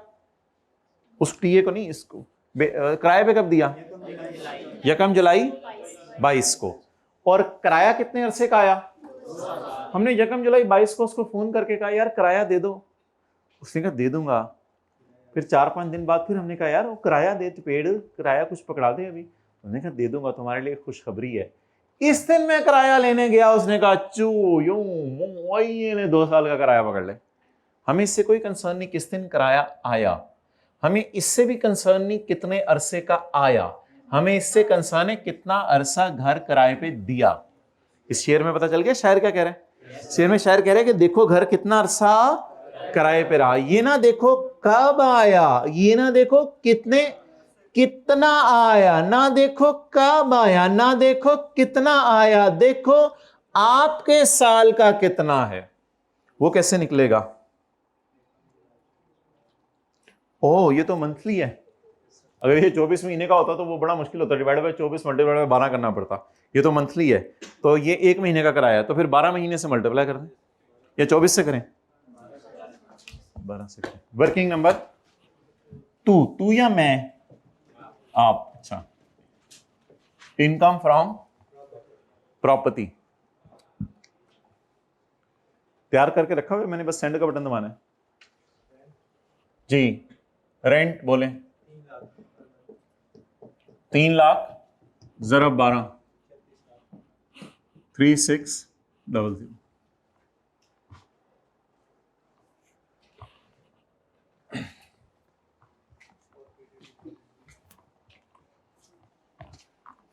भाई कह रहे हैं 450 डिपॉजिट भी आना है, चलो उसके लिए एक लाइन में छोड़ देता हूँ, ठीक है। 450 डिपॉजिट भी आना है, इसकी हम ना बड़े वाले न्यूमेरिकल से भी आने वाले हैं। ये न्यूमेरिकल ही है अभी, छोटी छोटी, वो एक एक सफ़े का होगा न्यूमेरिकल। तो बड़े वाले न्यूमेरिकल्स में इंशाल्लाह हम देखेंगे फिर हर हेड को कैसे लेके चलना है। अभी भी इंशाल्लाह हम देख ही रहे हैं साथ साथ। तो ये इनकम हम प्रॉपर्टी है, वो भी इनकम हम प्रॉपर्टी थी। अच्छा, अगर अभी आपका दिल चाहता है तो यहाँ पे इसके खर्चे आप माइनस कर लें, कराची वाले के खर्चे माइनस कर लें। एक और भी इनकम हम प्रॉपर्टी है, फोरफिटेड डिपॉजिट, उसको आप एक लाइन छोड़ दें हमेशा खाली, और एहतियातन पेपर में वैसे ही एक दो लाइनें छोड़ दिया करें, ठीक है? बाद में एग्जामिनर को लिख दिया करें पता नहीं क्या था। अच्छा, लेस, अब हमने खर्चे माइनस करने। रिपेयर अलाउंस हमेशा सबसे एंड पे माइनस किया करना है, क्योंकि पता नहीं रिपेयर अलाउंस किस पे निकालना है किस पे नहीं निकालना। बाकी खर्चे तो माइनस करें ना। सेक्शन 15A क्या कहता है? सेक्शन 15A कहता है रिपेयर माइनस नहीं करनी, बल्कि रिपेयर उसको हम एंड पे माइनस किया करेंगे। मतलब माइनस शुरू में ही किया करेंगे लेकिन कैलकुलेट एंड पे किया करेंगे। ग्राउंड रेंट उसके चैप्टर में माइनस करने की इजाजत है, प्रॉपर्टी के चैप्टर में बिल्डिंग के इंश्योरेंस भी माइनस करने की इजाजत है। ग्राउंड रेंट हम माइनस करेंगे पॉइंट नंबर डी के तहत, और इंश्योरेंस माइनस करेंगे पॉइंट नंबर बी के तहत। जी हाँ, ऑनलाइन ले लेंगे जी। उधर एक मिनट बैठिए, मैं खुद बताऊंगा जब उठना है। लेस कर ले wind up, less repair allowance, वो भी देख लेंगे। और दो कौन सा खर्चा है? Ground rent. मतलब मैंने ये जो घर किराए पे दिया ना, तो ये ग्राउंड मेरा नहीं था ना, तो मैं ग्राउंड का किसी को किराया दे रहा हूं। ये ग्राउंड रेंट 10 नहीं ना लिख लें, 10 ही लिखेंगे ना। और इंश्योरेंस बिल्डिंग की कितनी? 20।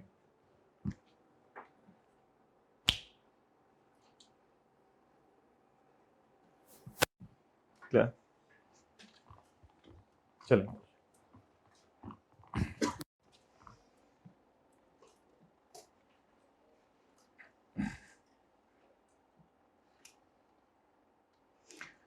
However, due to on 1 जुलाई 2022, कब? हमारे साल के स्टार्ट में अमजद ने और एक एग्रीमेंट किया किसके साथ? जीशान के साथ, for sale of his plot situated in Quetta for 50 million. उसने कहा मैं तो कोयटा में एक प्लॉट है वो तुम्हें 50 मिलियन का बेच देता हूँ। अमजद ने जीशान को कहा, प्लॉट इसने खरीदा था अपने लिए 40 मिलियन का। Under the terms of sale agreement, sale agreement के मुताबिक ही received 5 million at the time of signing the agreement. 5 million उसको एडवांस मिला था and balance was to be received on 30 सितंबर 22, हमारे साल ही। 30 सितंबर 22 हमारा साल ही है ना, 30-29 वाला। However, due to financial difficulties, Zeeshan fail हो गया, जीशान फेल हो गया, जीशान फेल हो गया टू पे द बकाया अमाउंट। अमजद ने कब्जा कर लिया 5 मिलियन पे, जैसे कि एग्रीमेंट में लिखा हुआ था। अब ये फोरफिटेड डिपॉजिट किस चैप्टर में जाता है? इनकम फ्रॉम प्रॉपर्टी में। तो किसने बोला 10 साल में? किसने बोला डिवाइड बाय 10 करके जाता है? और नॉन एडजस्टेबल अमाउंट जानती है 10 नाल डिवाइड करके। मैं ये कह रहा था कि नॉन एडजस्टेबल अमाउंट जाती है 10 से, ना बुलवाया करो भाई, ये नए नए फिर के आ रहे हैं। फोरफिटेड डिपॉजिट को 10 से डिवाइड करके लेके जाते हैं इनकम में। फोरफिटेड डिपॉजिट तो पूरा जाता है फॉर फिटेड। अच्छा, ये भी जरा लिखते जाया करें साथ, लैंड का है या बिल्डिंग का है?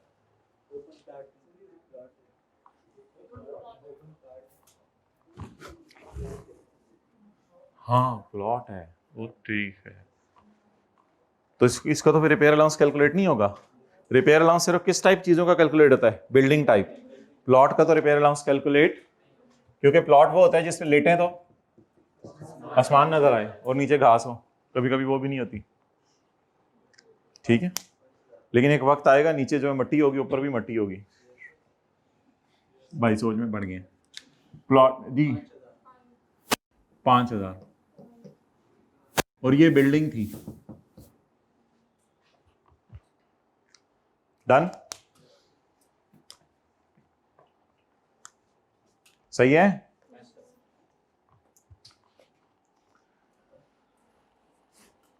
चलो जी, आखिरी लाइन है, सोल्ड द प्लॉट। इसको तो बाद में देखते हैं, प्रॉपर्टी इनकम पूरी कर लें।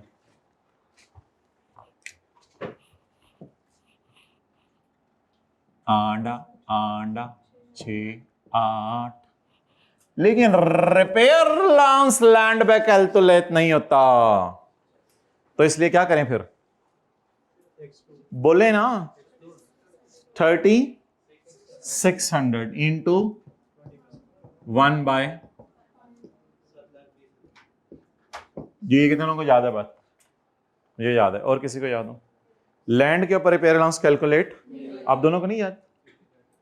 तो हाथ खड़ा करें। अच्छा, कोई सवाल है? यानी कि जब मैं कहता हूं हाथ खड़ा करें, जब मैं हाथ खड़ा करें, मुझे क्या पता?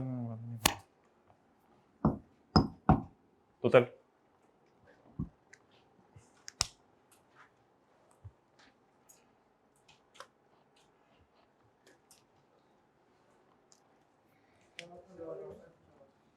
जी 7850।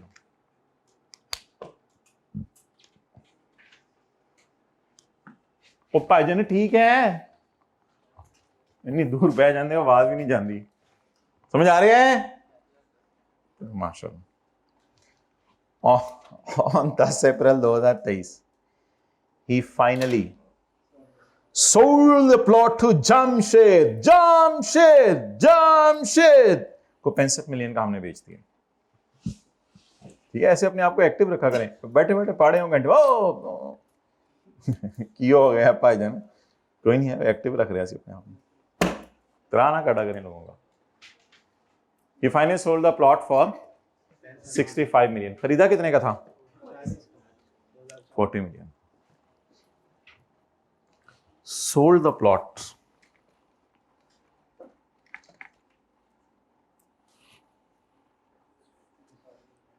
कौन सा chapter? Income from income capital gain. सुबह होती है, शाम होती है, यूं ही जिंदगी तमाम होती है। Sold the plot, again rising on the disposal of plot। Tax rates नहीं देखने, क्योंकि टोटल इनकम निकालनी है, बस ये कहा था कि ये कैपिटल गेन के चैप्टर में जाएगा। किराए पे देना कहाँ जाता है इन चीजों का? प्रॉपर्टी के चैप्टर में। और इनका बेच देना इनकम फ्रॉम कैपिटल। आपकी कहानी तो नहीं कराएंगे कल के टेस्ट में, ये नहीं न्यूमेरिकल का हमें फॉर्मेट बता देना था, कैसे करते हैं, कैसे खोलते हैं, कौन सी वर्किंग कहाँ करते हैं, इस तरह के बहाने तो नहीं मारेंगे आप कल। ये कहानी अपने तक रखा करें बस। वर्किंग नंबर 3, इनकम फ्रॉम कौन सा? Separate block.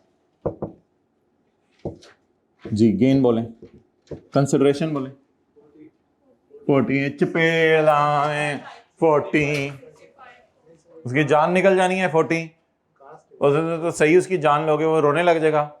65 का बेचा है उसने भाई 6 करोड़ 50 लाख, और तुम्हें कह रहे हो 40 लाख का बेच दिया है, रुलाओगे लोगों को तुम लोग।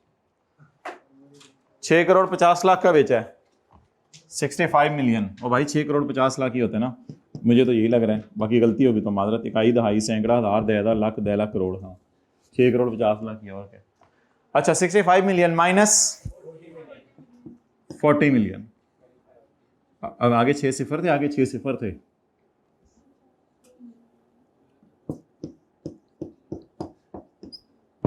गरम अंडे तू इन्ने ज्यादा।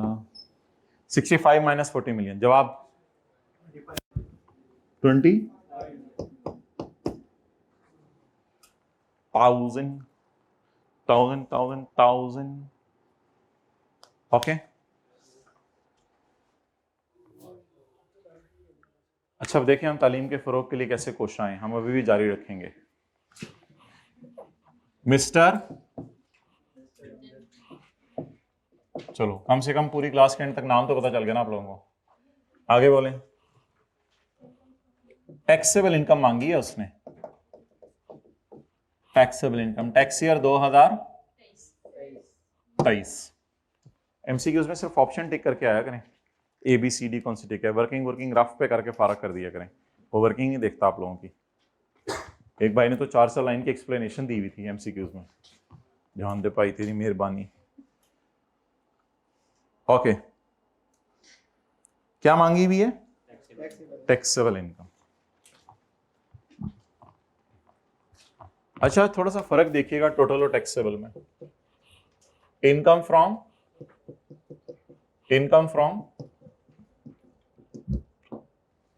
इस पे सेपरेट रेट है ना, इस पे सेपरेट रेट है। Other source property,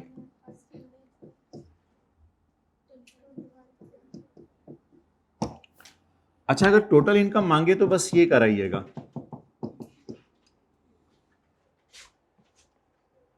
total income मांगे तो बस ये कराइएगा, डबल। लेकिन वो टोटल इनकम नहीं मांग रहा, वो क्या मांग रहा है? Taxable income less separate block.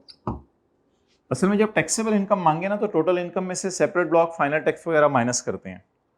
इसको माइनस क्यों कर रहे हैं? इस पे अलग रेट है, इस पे अलग रेट है, लेकिन रेट आज नहीं लगाने क्योंकि सवाल में उसने टैक्स नहीं मांगा जी।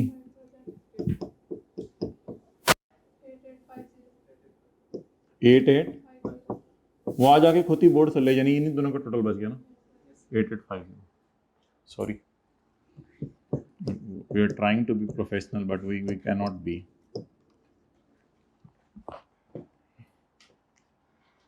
Because we are living and teaching you in a remote area of Lahore. Taxable income.